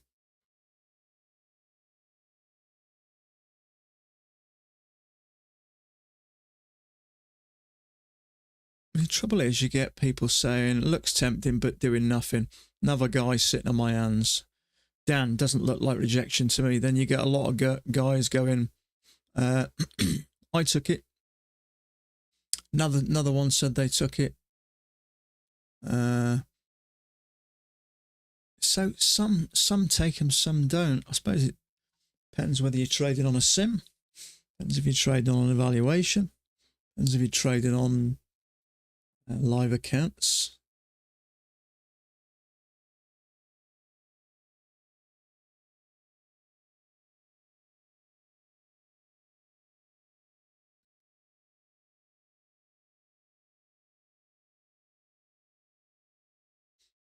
Someone said it was a triple test.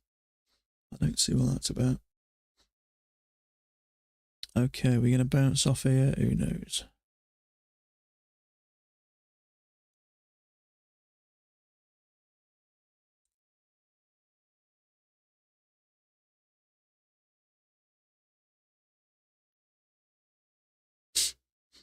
I can't see that bouncing off there and pushing up to me. This looks like it's made a bunch of attempts to push higher and quite likely going to continue down. I can't see that pushing up anymore. We've had one go, second go. We did break higher. Now we're lower than this, so I was waiting for it to push above there, but those trades there, especially that triple test, very tight around that EMA, so maybe one leg down, and so I don't know, who knows.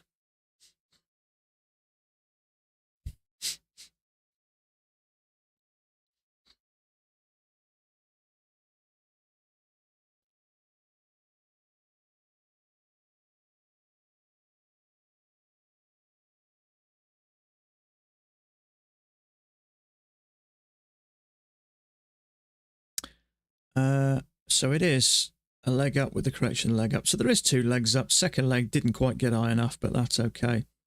So we've got to break out the top, break out the bottom. If we can get a second entry short here, or maybe a decent retest of this bottom, we may get something down. So I'm kind of looking for something like this. Maybe something like that. Maybe up to the midline and then down, maybe here. So I'm just going to pop it like that.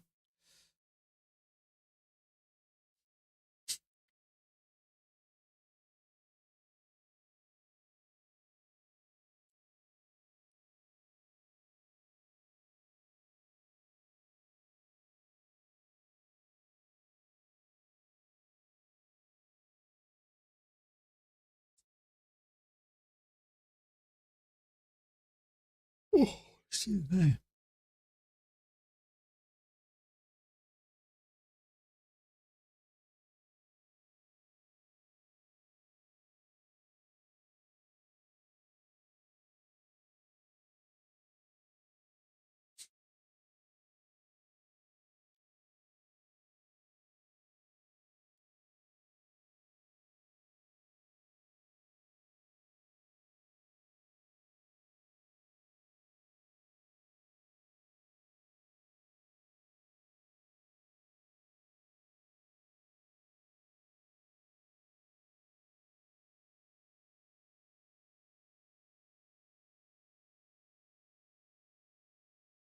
Yeah, often we'll have one this side, but my gut feeling is now we've had those bunch of attempts to go high, it's going to break these lows. So I'm looking for a failed attempt to push back in and then a short low. If we push back in, there may be traders trying to go long here, so I'm looking for a second entry short or a failure or something to continue this down. So just a quick glance, it looks like we've got a move down with 2 legs up. Obviously, there's a little correction in between them. Second leg wasn't as high, but there is some support there, so maybe that just turned it. So I'm looking for a push down, little second entry short, and another leg down. So if we can trap a few longs in here, typically it does that. If we can trap a few longs in here, we may get that move down. But are you long in this?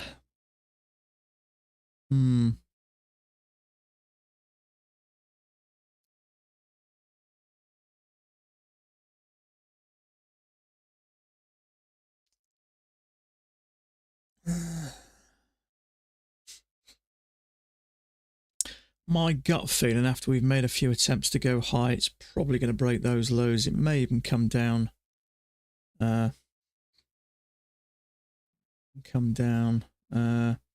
See, is there something larger there? It's possible.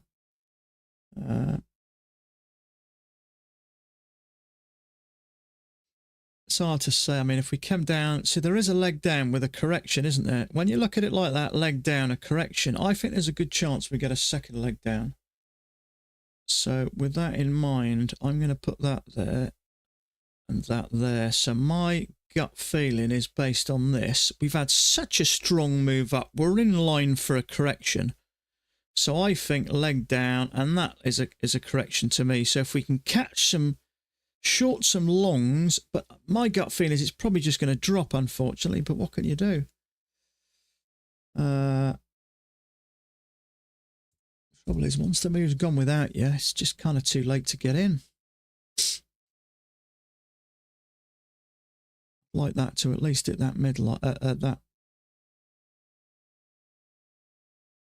See if it pushes down there and stops those out. It may trigger those out and then attempt to come back in. It's just too far for that EMA for me. I want it to at least push up and tag it with a wick and then come down and then trap these longs. But I think it's going to take them out and move down. I just hope it has at least a push up. I am going to get a order in just in case.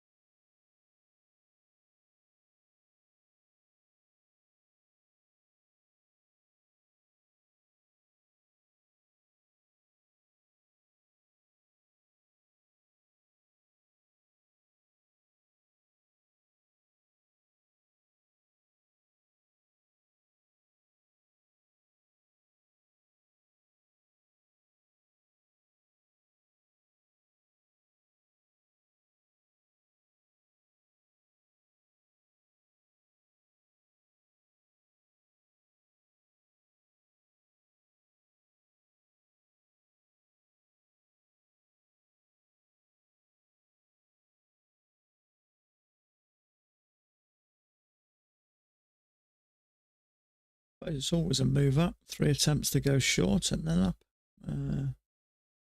Not convinced at the moment.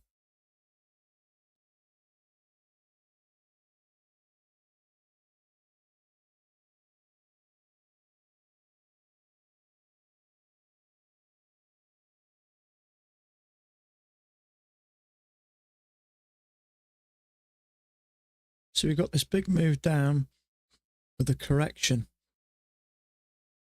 So my gut feeling is this continues down. Now this may be pushing up a bit because there may be something wider. With a correction channel. Often you hear Mac talk about this correction is often the middle of the move. So that's what it's starting to look like to me. So I'm looking for a second entry short here.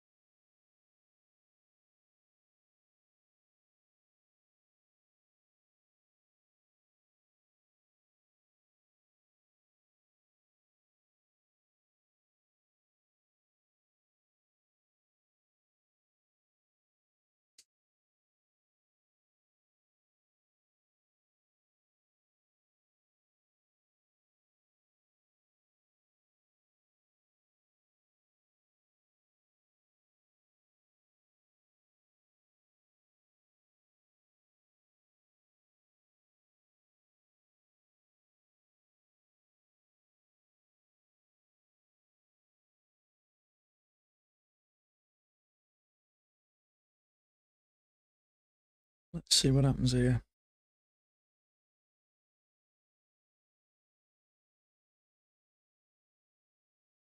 Let's get rid of that for now. Order cancelled.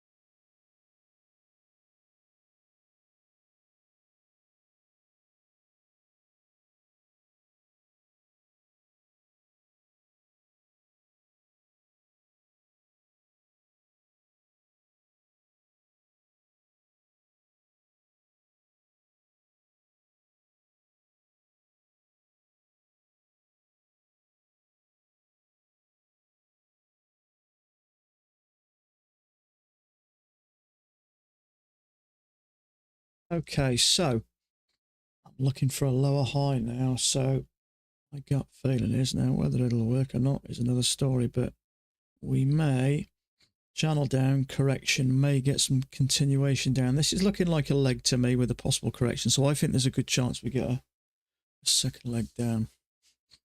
We need some sort of confirmation.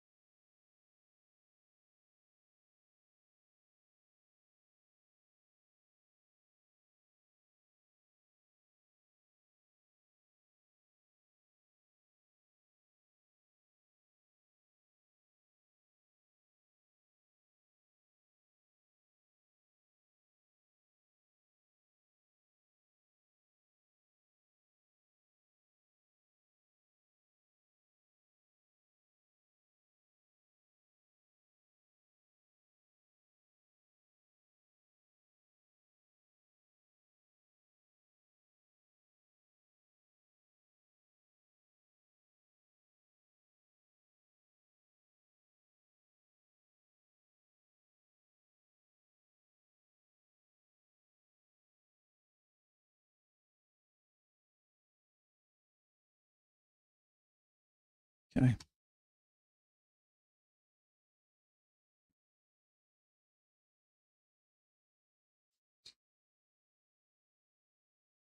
See if we get a lower high. The trouble is it's stacking up a little bit now. I mean, this is not set in stone. This is just a thought possibility. Maybe I'll look at the bigger picture too much, but it does. We have got a move down there, and we have got what looks like a correction. So usually after a leg down with a correction, often we'll take a second leg. So we will see.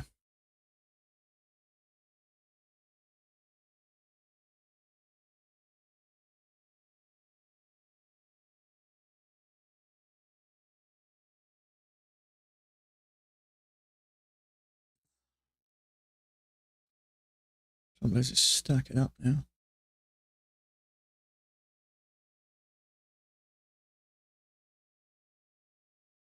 So I'm looking for a lower high. We've pushed up and we've had a strong move down. I mean, I could move that out. I'm flexible with that, but it's not a set in stone thing. It's just an idea. I'm better off getting rid of it just for now, but we have got a leg down. We've pushed up. We're struggling to get above that midline. In fact, we haven't closed above the midline, which tells me it hasn't got the legs. And the way this is looking, a leg and a leg, at least to break these lows, and then it takes off it. So is that in one leg down? Is this the correction and the push down to make the low, or have we had a break with just a correction and this is the continuation on? Or is it going to go up? My gut feeling is it's likely to come down. So based on what I'm seeing, what do I know? A lot of this is just based on experience of looking what price is doing. So until we get that lower high and some sort of confirmation this is likely to go down, there's not really anything I can do. But it does seem to be struggling to get much higher. Now, my other chart, we've got this move up. There is a higher low, so I'd like to see that higher low trigger and move down. But I can't see it happening for some reason. It's just struggling to get up.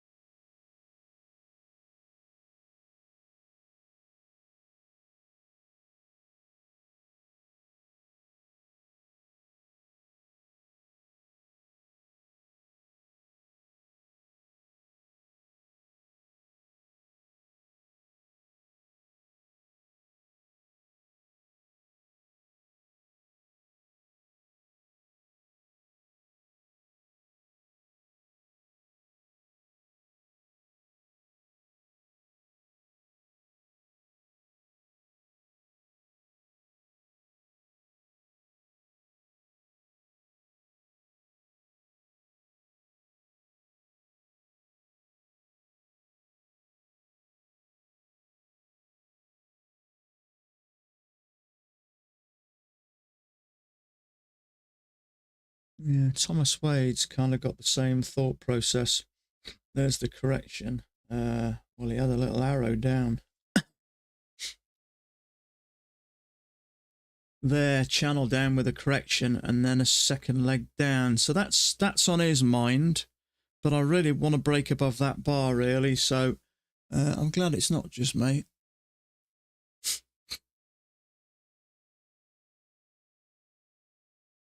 You clearly see we're struggling, so hopefully the bottom falls out and we get that second leg. But I really want it to break above there. Mind you, not that I can see many buyers there. They're not really bullish bars.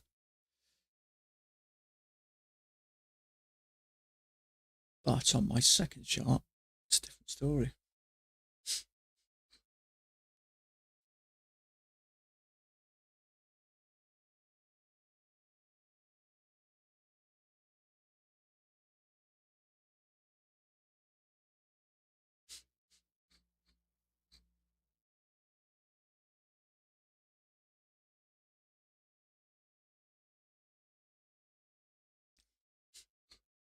to go up another tick.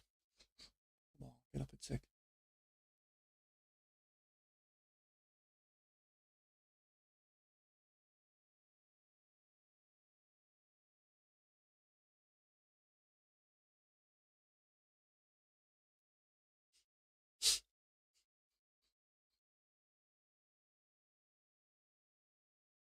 Yeah, he is, bud. I've got him on here. Been talking for a while. How long? Quite a while, I think. I just want to see when he's finished so the world can rest easy. Yeah, he has been chatting for a while. I think probably 20, 30 minutes.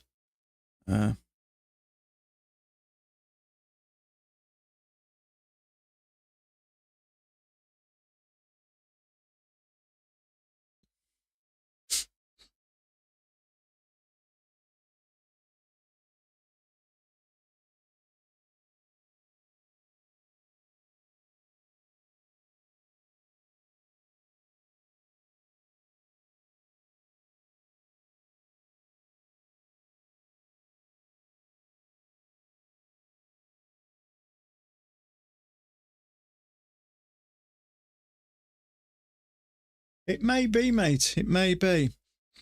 My gut feeling is why this is sideways. Because of this move down and this correction, we've had kind of 3 bounces. So are buyers thinking about pushing this up? My gut feeling is we have 2 legs down.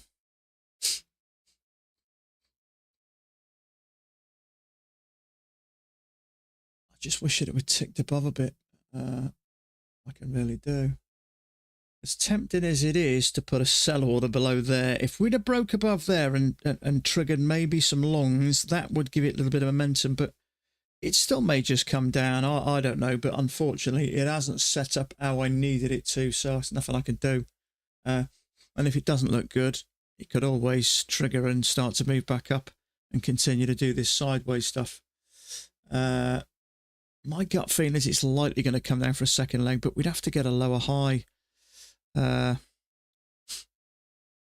You know, it's looking like it's about to drop. If you get below here, it's game over. I think we'll get to these lows. We'll make this second leg, but see how we just weren't going nowhere. We struggled to get up, and unfortunately, it's going to drop in a minute, and there's going to be no way in, which is frustrating. Leg and a leg.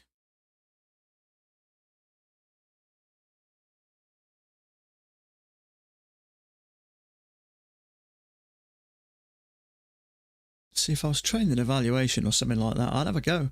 I'll just jump in there because I think it's worth it, but I'm not risking 14 ticks on my live account when the bar didn't set up. But leg down, it's making perfect sense to me.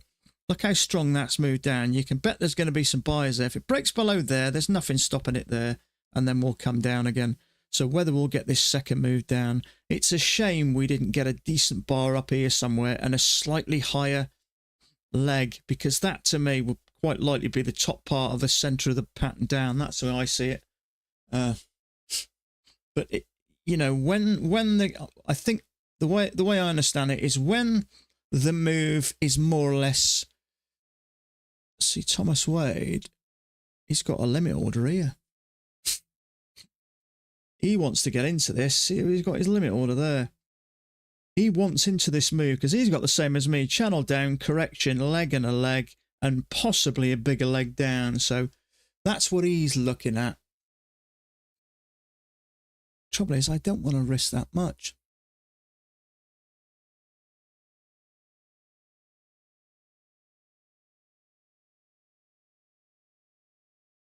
I've got to be kind of strict in me. So what I could do is just toggle off that. I'm not going to take a trade on my normal accounts. Toggle off that and do the order submitted. Just do that. I'm just going to jump in with this and see if we can't get something out of this, because my gut feeling is going to come down. It's my trade of take profit trader. If we get below there, I can't see it coming down. My stop's above there, so if I put my stop, say, there, I can't see that not working. I mean, it could be wrong, but big strong move down there. I can't see price coming back up. Channel down, correction, leg and a leg. I think it's at least going to get a second leg out. So I'm only trading my take profit trader. So I don't mind that $784 risk. I don't mind that because I'm pretty certain once we get below here, this should move down quite easy. It may come back and test it, but look, it's looking like a leg and a leg. So I have to take it. I could even move it down a bit more if we're going to get a second leg. Thing is, trailing drawdown on here, there's no issues with it, so I could potentially get a decent move there.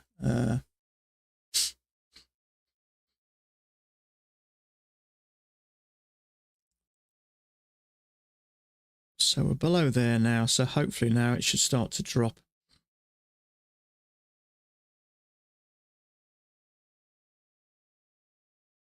I know this thing could just bounce in any old direction.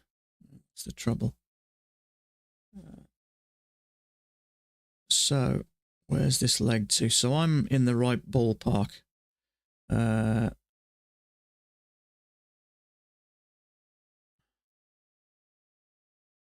So do I take a couple of $100 here, or do I try and hold it to the... Trouble is, there's nothing propping it up now, I can't see. Trouble is, 2 legs up, 2 legs down. It could turn, so I think what I probably at least should do is just do that. Hopefully it just drops. Stop filled. Knew that was going to happen. All right, I got a couple of ticks out of it. Let's see if it tests the bottom here.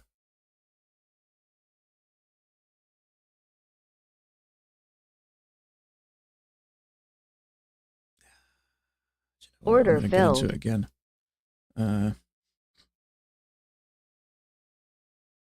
Order filled. Let's just be really risky here and see if we can't get a quick push.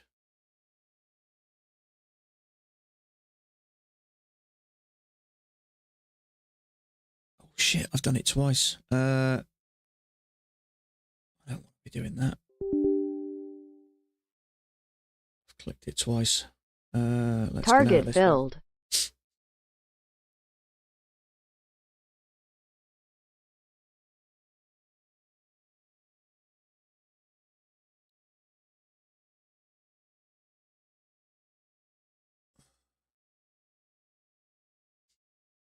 I don't mind it retesting this.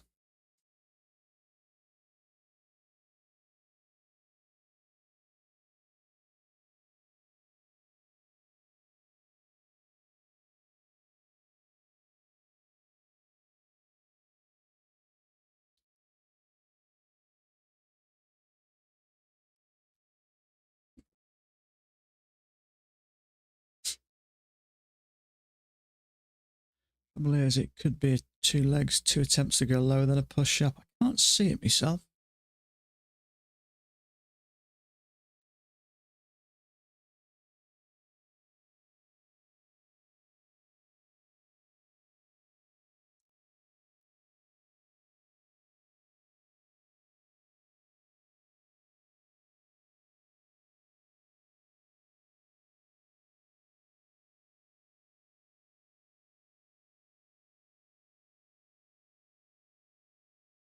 I'm up $500 on the day with this account after fees. $600 after fees. So it's an end of day drawdown, so it won't make a difference. I think that's worth it for that move down. I think it's worth it.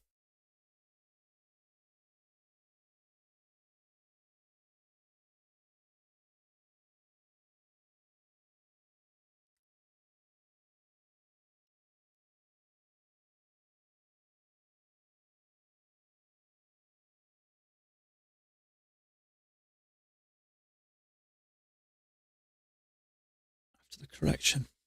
I mean, I could be really cheeky and put it right down here, couldn't I?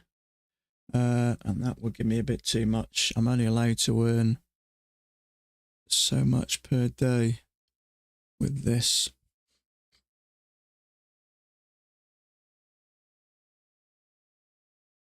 So I might just Doing about that, I think, after fees. Whether it'll get down there that far or not, I don't know. But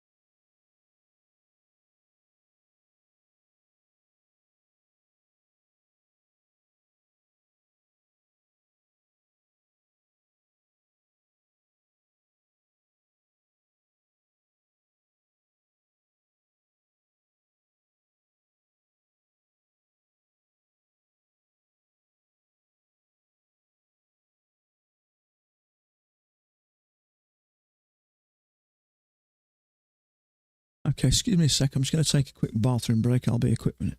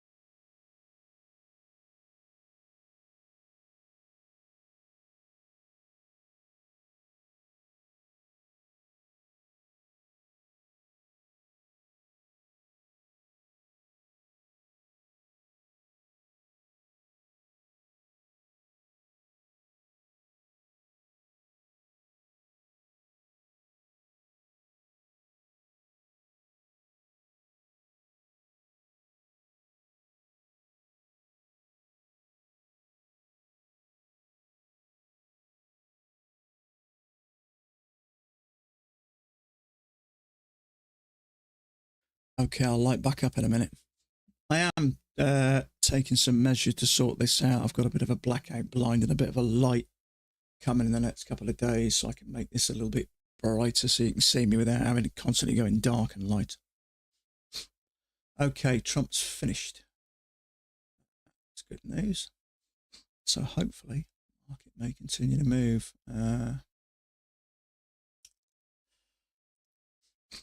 So I want that nice push down now. In fact, Order I might have a go at filled. another one and come out a bit earlier. Let's just take that to there.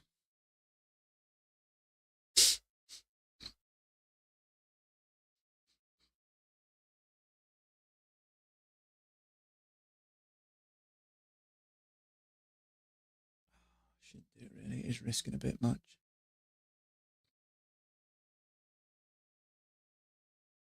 I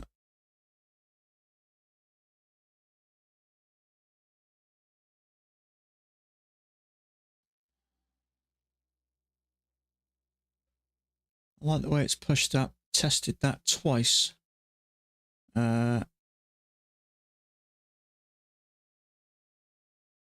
Target filled. Okay.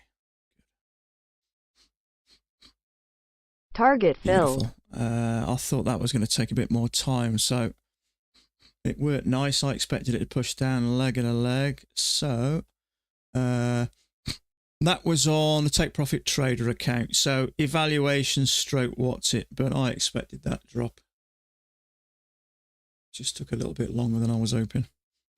So channel down, correction, hopefully the start of a new channel down, but 2 legs down, break the lows. So whether this has broken out of the channel, I don't know. Maybe it hasn't. Do you know, I think there may be even something like that is possible. It's hard to say. It could be just right from the top. Could be like this. Who knows? It's not super clear really, is it? But usually we'll go off those top swings, won't we? So maybe something like that.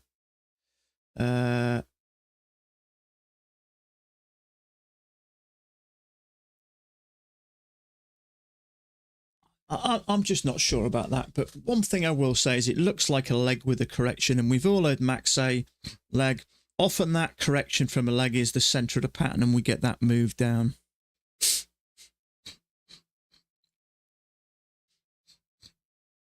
So,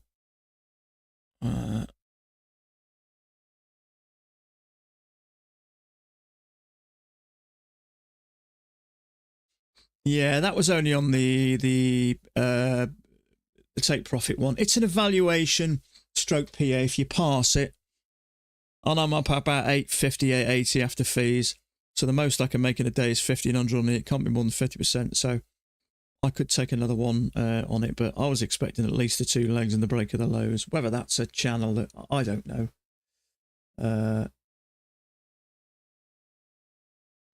Maybe there's something slightly different. It'd be interesting to see how Mac looks at this.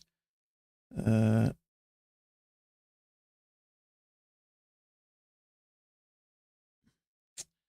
don't know. Maybe there is a break. I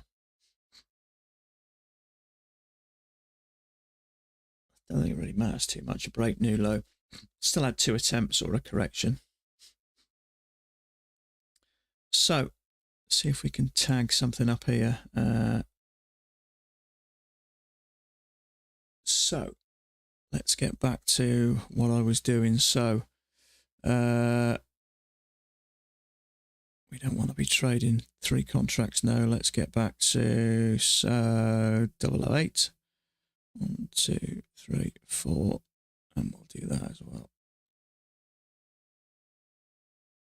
008. Let's just double check everything's working. Order so I should submitted. see 1, 2, 3, 4, 5, 6. Beautiful. Okay. Order cancelled.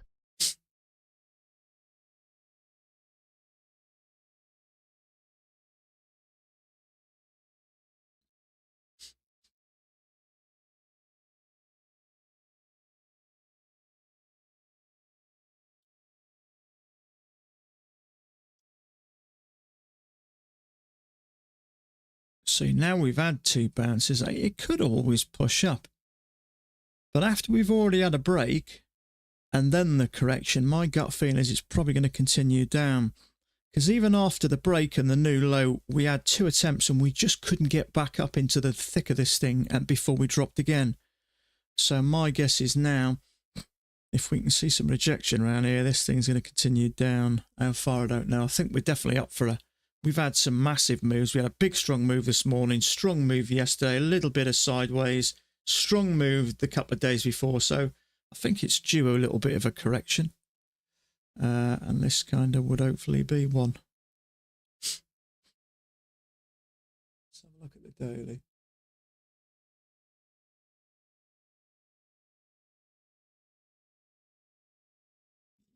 I mean, this is the daily at the moment.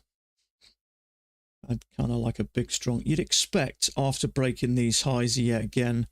2, 3, 4, 5. Hold on a minute. I thought we broke highs. We must have had highs a while ago. Did we break yesterday? It's a tough one. Yeah, I think we just did. So we've pushed up strong and now this looks like it's starting to... So I would probably expect a little bit of pullback here with such a strong move up.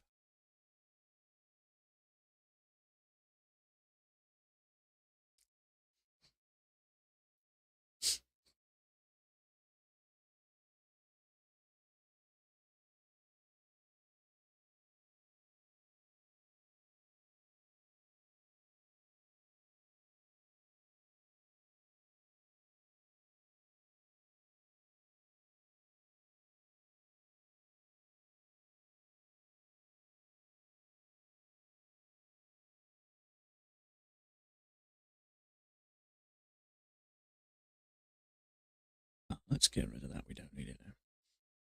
Nice correction. Pull back. Couple of legs up to the top. Big strong move down. So that's kind of what I was waiting for. I had it there initially, but you never quite know when it's going to bounce. So that looks much better.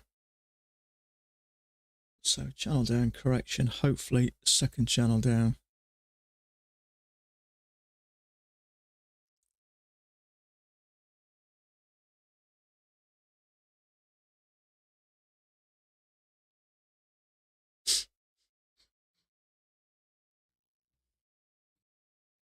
That is technically a failure. We've got a second entry long triggered. If we can get a lower high, I'll have a go at that.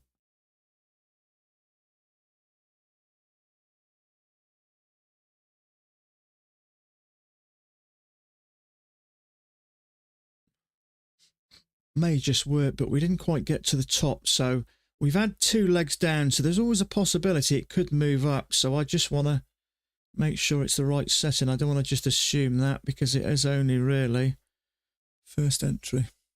As much as it may work. Well, technically it's a failure, but this has moved up and it's only come back a bit, so it could go up. So I'd want a lower high really, or a second entry short.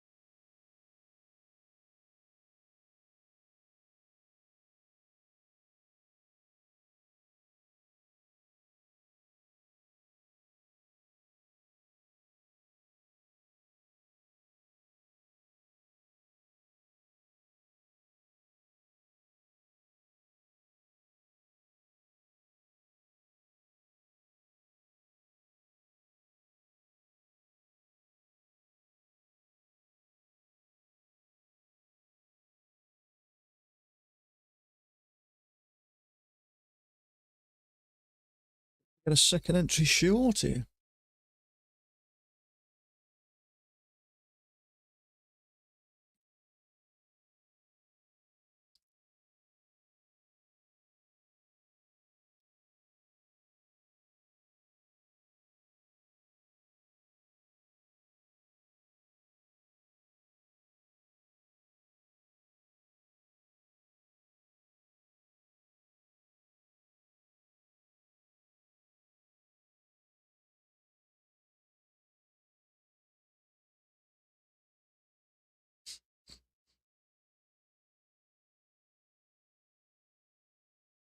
One, two. If we can get another push up, we may get a triple test stroke second entry short. Trouble is, when you say this with a correction, my thought process is this is going to come down.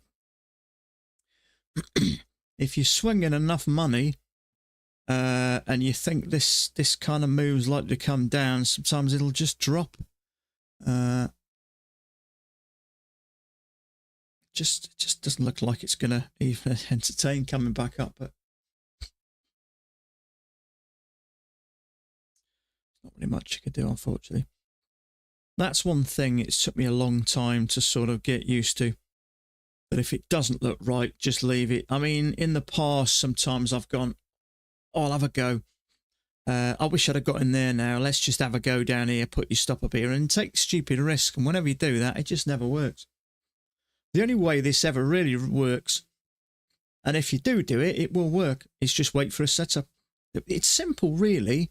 You wait for a set. You obviously need to learn the skills about, you know, how your strategy works and apply it to the correct context. But if you can do that, you shouldn't have a problem. Obviously, there's the psychological side, but, you know, you're working on that constantly anyway.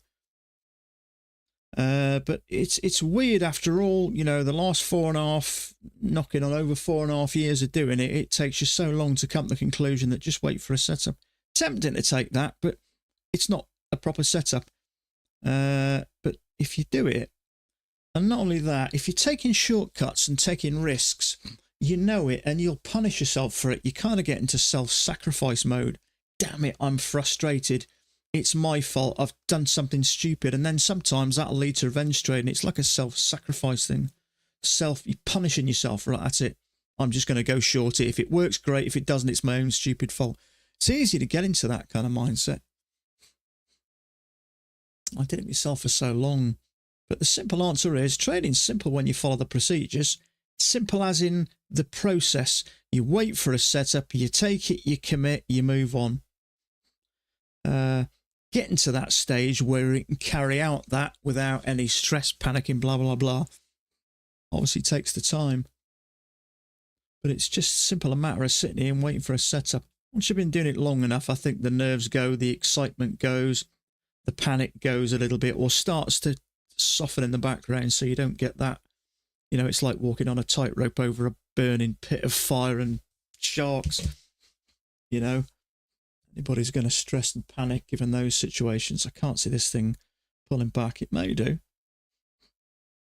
I thought it was going to for a minute. We had that big push up and then you can see it's slowly giving up the go to, we've got kind of a measured leg there and a big bullish bar. So there are quite likely traders after the channel with the break and 2 pushes to a new low. There have been quite likely traders buying there.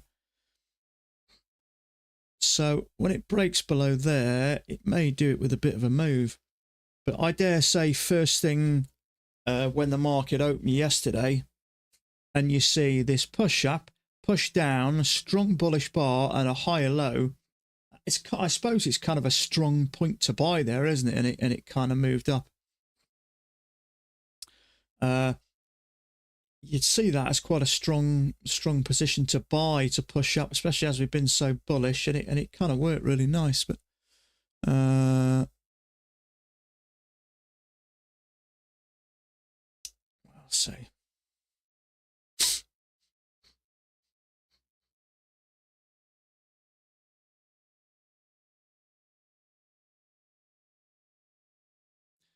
Maybe we're getting a bit of a pullback. It may range a little bit here, so we may get that triple test. Yeah.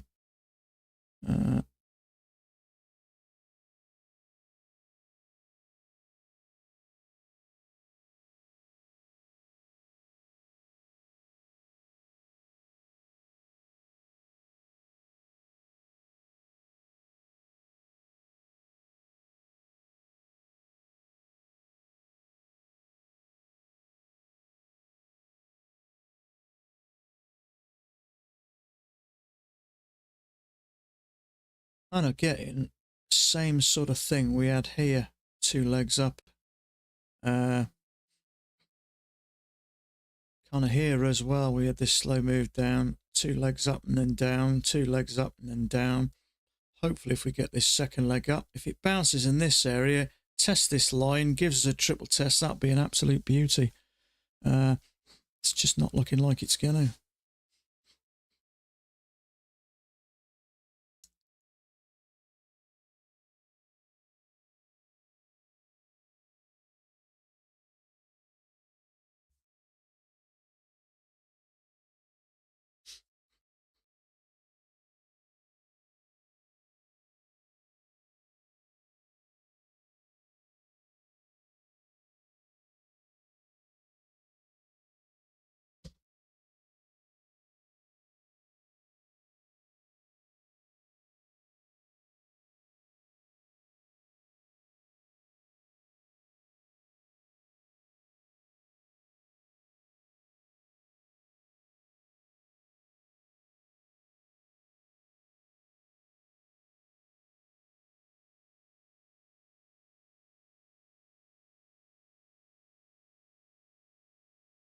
Can't see this being, I can't see enough buyers buying here to get this up. It's just looking weak. I think this is going to have a flipping drop. The more I look at this channel down correction, starting to move down again, top. It's just unfortunate.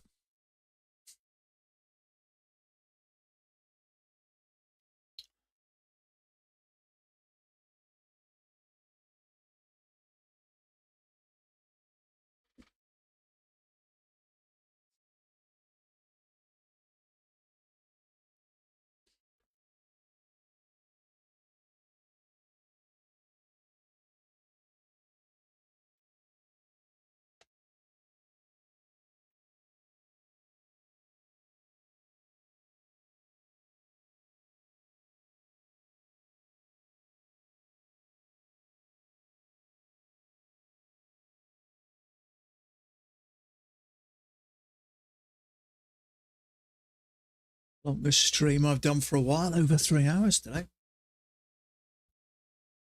Probably going to do another 10 minutes, I think. Let's see this through, see if we get a move up here. If we can get a move close, we may get something down, but this just, I can't see buyers attempting here. We've had this big push down with the correction. I just can't see it for some reason.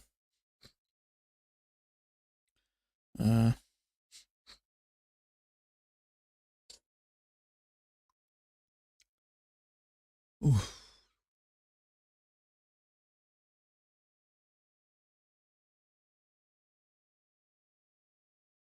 There we go. We're out and down. I think this is just going to drop now. Okay, so here's the open.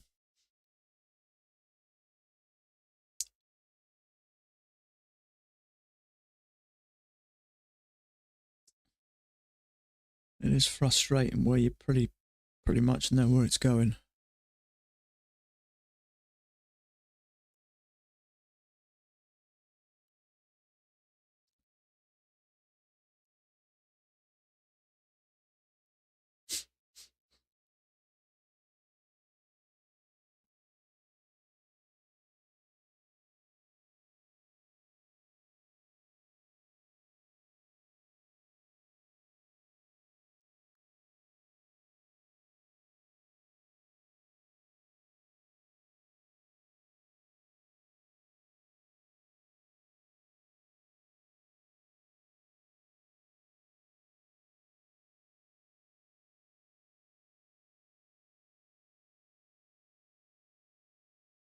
Tell you something, that'd be a great penguin setup. Oh, look at that. I've just clicked on, I haven't been on here for ages. This is Penguin's site. Look at that. Is that right there? Is this something else? 345. No, it's not. It's something else. All right. 13th. Oh, it is today.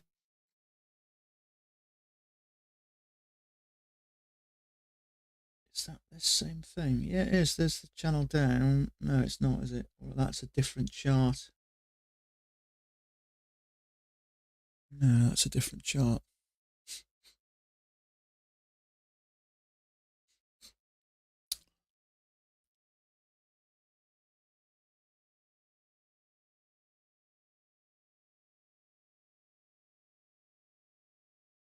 So, touch, touch, touch. See if we can get something there.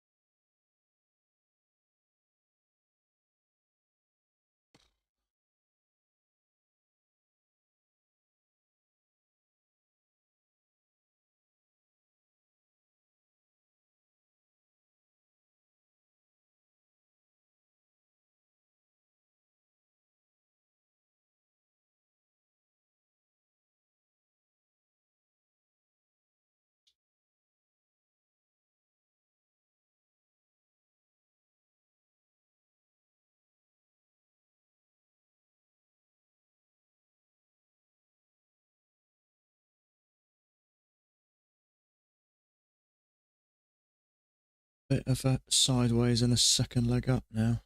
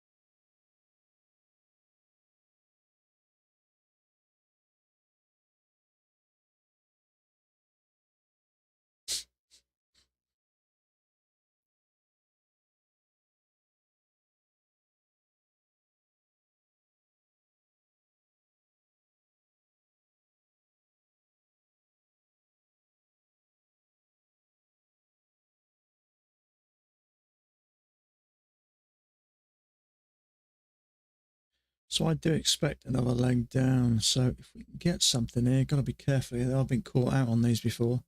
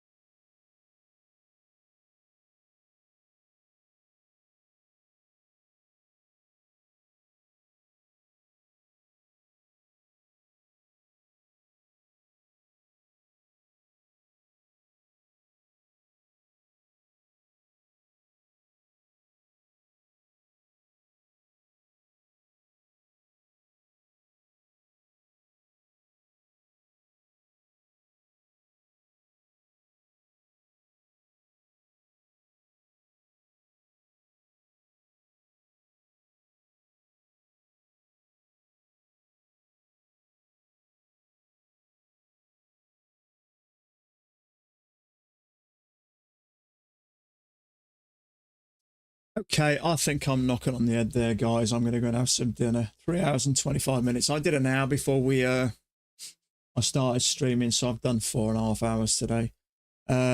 So I appreciate your company. No trades on my live accounts. I've taken a few on my Take Profit Trader account. I think I'm up about $900 on that. A little bit more aggressively there. So at least it's moving now. So setup wise, the only one it was a case of, I like the setup. Triple test, not so sure. It didn't look very strong push up there. I mean, you could probably move that down, but if that would have been bearish below there, I would have taken that one. But apart from that, we had nothing there really. Lower high, I was just a bit, it was a bit vague there. I wanted to push out a bit higher, so I left that alone. You don't know if it's going to give you lower high, touch the EMA, and then go up for a second leg. That's the trouble. Channel, nothing there really. I wanted a proper triple test, but didn't get one. Apart from that, there's nothing really. There is a little mini second entry there, but we kind of broken that and had 2 legs up. So you've got to give that little bit of a space, and it was too compressed really for me. You know, I think a few other traders had it as a possible channel, so it's just not super good, that really. So there's nothing else I can really say. Channel down, break new high. There's nothing really. So it's not been a terrible day. There has been a setup, but what I do like about it is we're seeing less and less congestion. We're seeing more and more legs, leg and a leg, leg and a leg. So it's a bit more clear, but it just for such a while, it just went horrible to trade. But it's much better now, so hopefully things are improving. I took a couple of trades yesterday, both winners. Took 2 trades there before, both winners. So I'm up to 5 trades in 5 winning trades in a row. I was stuck in a bit of a rut for a while. Market was just choppy. It just wasn't going nowhere. I just couldn't seem to catch a break. So whether that was partly down to me, but everyone I've spoken to is saying the chart's just horrible lately, choppy, trappy. So hopefully, fingers crossed, touch wood, things are improving. So I appreciate your company. It is what day is it today? Is it Wednesday? It's Thursday tomorrow, isn't it? Yeah. So I'll be back tomorrow. Have a great evening. Stay safe, and we'll catch up tomorrow. Bye for now.